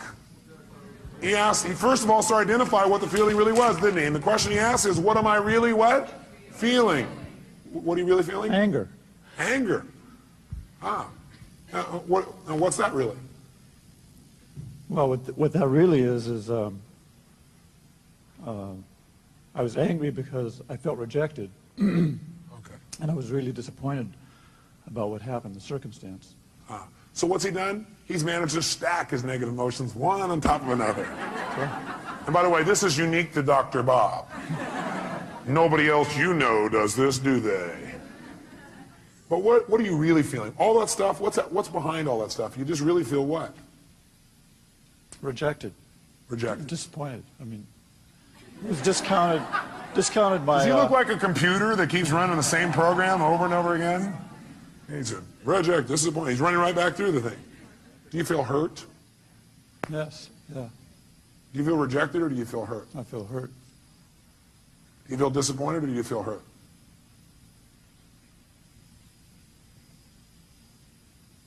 Or do you feel a sense of loss? A sense of loss. Do you feel rejected or do you feel a sense of loss? Sense of loss. Do you feel angry or do you feel a sense of loss? Sense of loss. Do you feel hurt or do you feel a sense of loss? Loss. What does it always come down to? Loss. Now we can call it whatever we want. Okay? So he's identified it. So, next question is, what do we want him to do? Should he feel bad about having those feelings, yes or no? No, you know what? These are valuable messages that are coming to you. They really, truly are. But what you should feel bad about is indulging in them and not using them. Not learning. You want to feel bad if you don't learn anything. Then feel bad. And then get tired of feeling bad and just decide to learn something. Because you can learn something as soon as you ask, what can I learn from this, right? So right now, instead of making them wrong, what I want you to do for a moment is really appreciate those emotions. Acknowledge the fact those emotions have a valuable message. And then immediately get what? Like a kid, get what? Get curious for a second as to what those messages really are. What can you really learn from that? What is that message really offering you? In other words, let's go back up to the first one you said, rejection.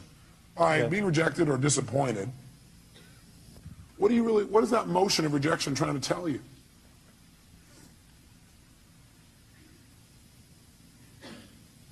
The relationship's important. Love's important. It's telling him that relationship's important, that love is really important to him. Is that a valuable message? Yeah. What was that disappointed in telling you? What was the message it was trying to tell you?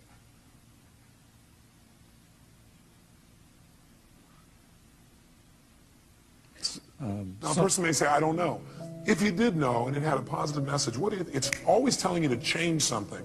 It's telling you to change your perception about something, or it's telling you to change your actions. So what is that emotion of disappointment telling you? To change what? What do you need to change? How I love. How he loves. Very interesting. In what way do you need to change how you love? How it's communicated, or shown. How it's communicated and shown. How do you need to communicate and show your love more effectively?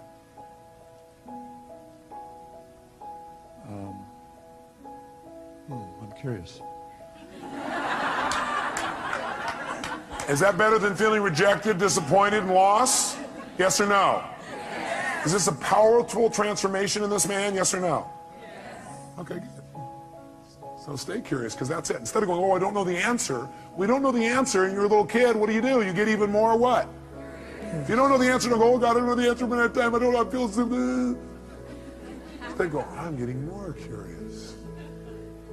You have plenty of time, because curiosity is valuable. What would you get?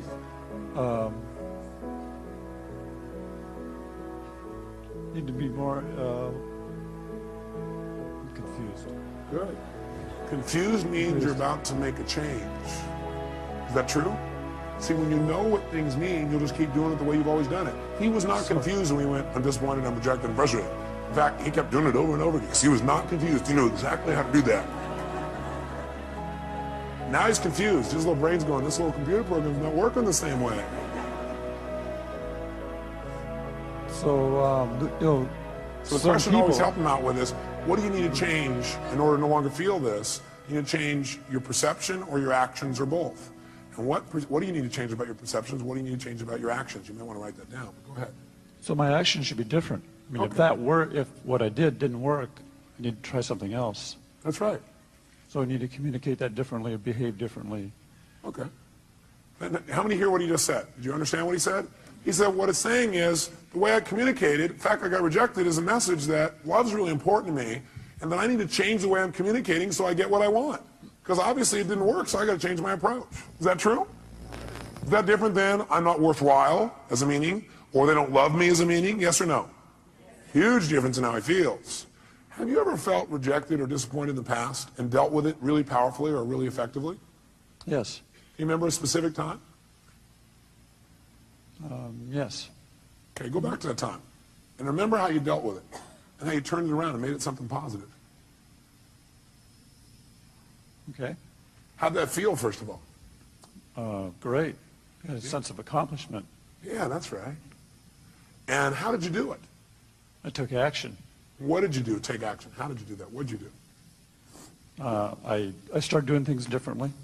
Oh, great. Expressing myself differently. Did it work? Yeah. Wow. By the way, what is this doing now? It's teaching his brain, if you do this, you're going to get pleasure. What you used to do gave you what? Pain. The brain is always trying to avoid what? And move towards what? He's teaching his brain right now. He's rewiring his brain a little bit here. Now, by the way, I keep using these computer metaphors, and I see some of you get pained when I do that. And I think it's because you think, oh, do you think I'm just a computer? No, I see you as a spiritual being who also has a filtering system. And that filtering system sometimes you allow to take control and keep you from doing what you do naturally, which is just love and appreciate other people, including yourself. Okay? So we got to deal with both sides. How it is, how we operate unconsciously, as well as who we are. We want to deal with how we operate so we can be more of who we are. Now, I'd like you to think about this for the future. First of all, you feel pretty good about you being able to deal with it right now? Yes. Yeah. And by the way, does he really look like he can deal with it now? Yes or no? So think about the future. I'd like you to think of some place in the future where you could have felt rejected or disappointed. Something that could come up that could cause you to feel rejected or disappointed. Okay. Okay? Close your eyes if you would, and see yourself using your skills and handling it 10 times better, quicker, more easily, turning it around right away. And feel how good it feels to turn that around. Okay. How does that feel? Feels good. Yeah. Can you do it? Yes. Easily or hard? I can do it. You can do it. Okay, great. So now I want you to do it. That's great. So now I want you to close your eyes, and I want you to think of another time when it would come up. Only this time I want you to do it easily. I want you, there are resources inside of yourself you haven't thought of before, and I want you to do it and even enjoy it. Turn around and make it happen easier and quicker. Okay. Okay, look at, if I ask him to do it, can he do that? Yes. Yes. I'm asking him a better question, it gives him better resources. Okay.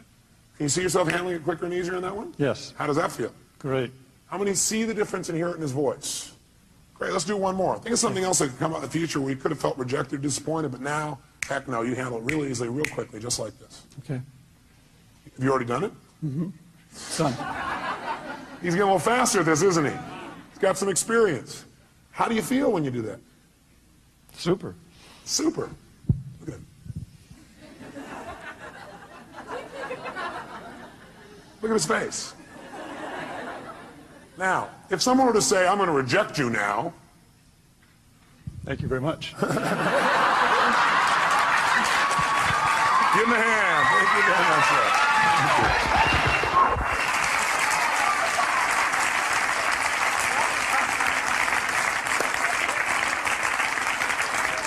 So, I want you to try this. Let me help you another step. Would it be useful instead of you seeing, well, none of you are inside here trying to search around going, what does this emotion mean? I don't know what it means. Let me give you 9 emotions and what they usually mean. Okay, would that be helpful? Great, sit up in your chair with some energy then, put yourself in a peak state, and let's take a look at what 9 of these emotions, or 8 or 7, or whatever I put up here are. Number 1, fear. So if you're feeling fear, what does that mean usually? What's the message? The message always is that you need to change something. Is that true, yes or no? So every negative emotion means I've got to what? I've got to what? Change something. Either my perception or what I'm doing. Fear means that you got to prepare for something. You're afraid because your brain's saying message is prepare. Change what you're doing and get more prepared. Prepare for something that's going to happen so you're better prepared for it physically. Now sometimes we just indulge in the emotion and we stay in the fear and we really are prepared.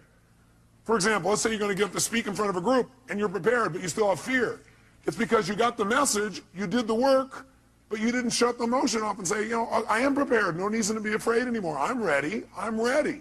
You never told your brain, it's okay. You don't have to give me the message anymore. I've done my work. Okay? So it's saying you need to prepare for something. Maybe it's a physical challenge. Maybe it's preparing for some loss that may be coming up. Something's about to come up and you need to be prepared for it. Okay? Just get prepared. But once you get prepared, get off it. Let your brain know, okay, I am prepared. Move on. Focus on what you want now. What's hurt? Hurt usually is telling you an expectation you had has not been met. Just telling you, hey, you have this expectation, it's not met. So what should you do when you have an expectation that's not met? You should focus on what you do want now. Write down your notes. Focus on what you do want now. Don't keep focusing on why you're disappointed, or how somebody disappointed you, or how you feel so hurt by them. Okay? An expectation wasn't met, and you need to change your approach. Focus on it. Or it means you need to change your communication. Hurt means you expected someone to treat you a certain way, and they didn't treat you that way. So you need to change your communication. You need to come to them and say, you know, I need your help.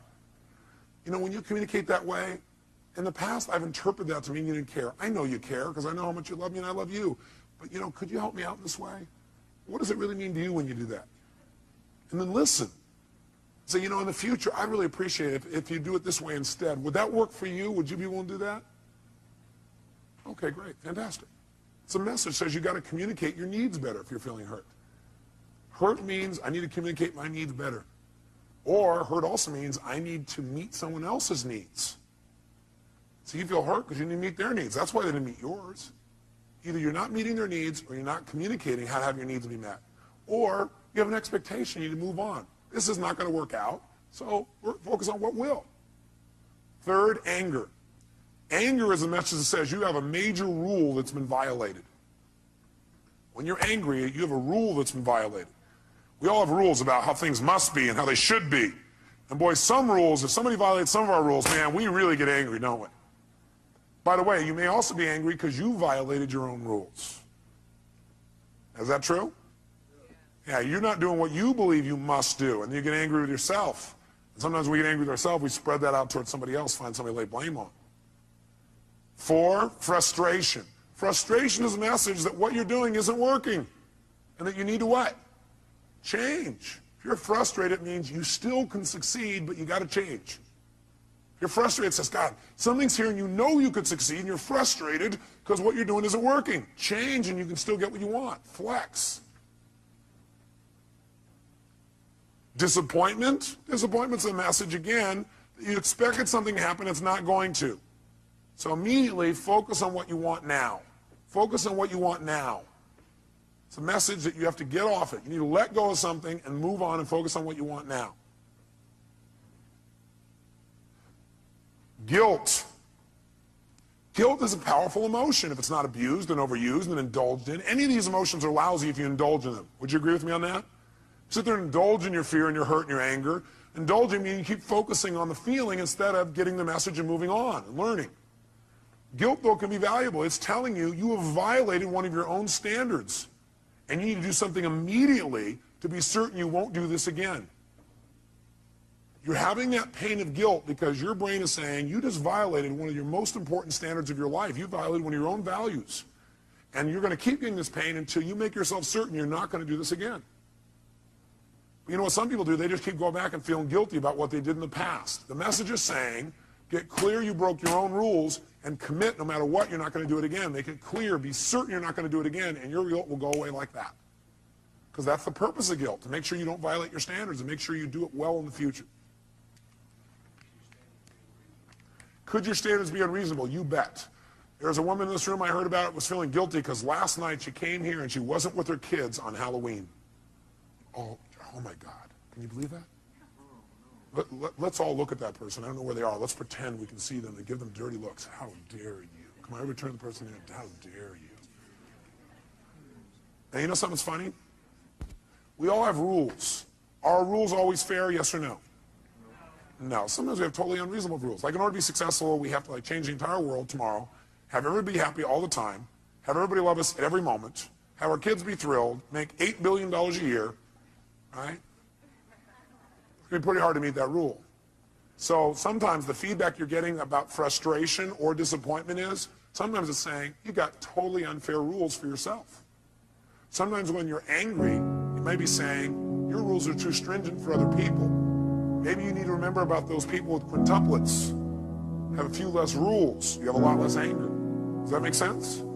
7, if you feel overwhelmed, helpless, or depressed.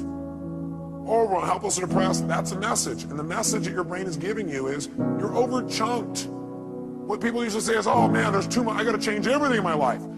You can't change everything in your life at one time. Do it a step at a time. Where do you start? Where you are. Sit down and reprioritize. Overwhelmed or depressed says, sit down and prioritize. That is, just write a list of what's most important for you to do. What could you do right away to start feeling better? What could I do right away to start feeling better? What could I do to take control right away? It won't solve it all. What could you do? Make a list in order. And then go do the first one. Take action. This is saying, overwhelmed is saying, you got to stop trying to do everything at once. You need to make a list of what you need to do and do one thing well. As soon as you do that one thing well, you'll feel like you're in control of your life. You keep one commitment to yourself, and all of a sudden you feel good again. You start feeling like you're in control. You don't feel depressed anymore. How many buy this theory? I tell you, if you do it, it'll work. Feeling alone. All that is a message that you need to connect with people. You need to change the way you're doing it. Right now, you're perceiving you're alone. Change what your perception is. You need to change your action. Go out and meet somebody. Go out and talk to somebody. Go out and initiate. Go out and be more loving. So if you're feeling alone, it means, hey, go out. It means you need to connect with another human being. And 9, if you feel inadequate, that's a message that you need to change your standards because you're being unfair to yourself, or get committed in mastering this area. Change your standards. Some people they feel inadequate unless they're perfect at something the day they started. How many were great the first day that you ever tried to tie your shoes? How many of you are confident in tying your shoes now? Can I see your hands? How many are real confident? No. How many feel like, man, you can flat out tie your shoes, no problem? Let me see if hands here. slow problem. Why? That's right, because you do it all the time. So you do anything you do over and over again, you get good at. If you're feeling inadequate, maybe because your standard is you're trying to be perfect the first time. You're not going to be perfect the first time. How dumb. Okay? Does this list help you? Yes or no?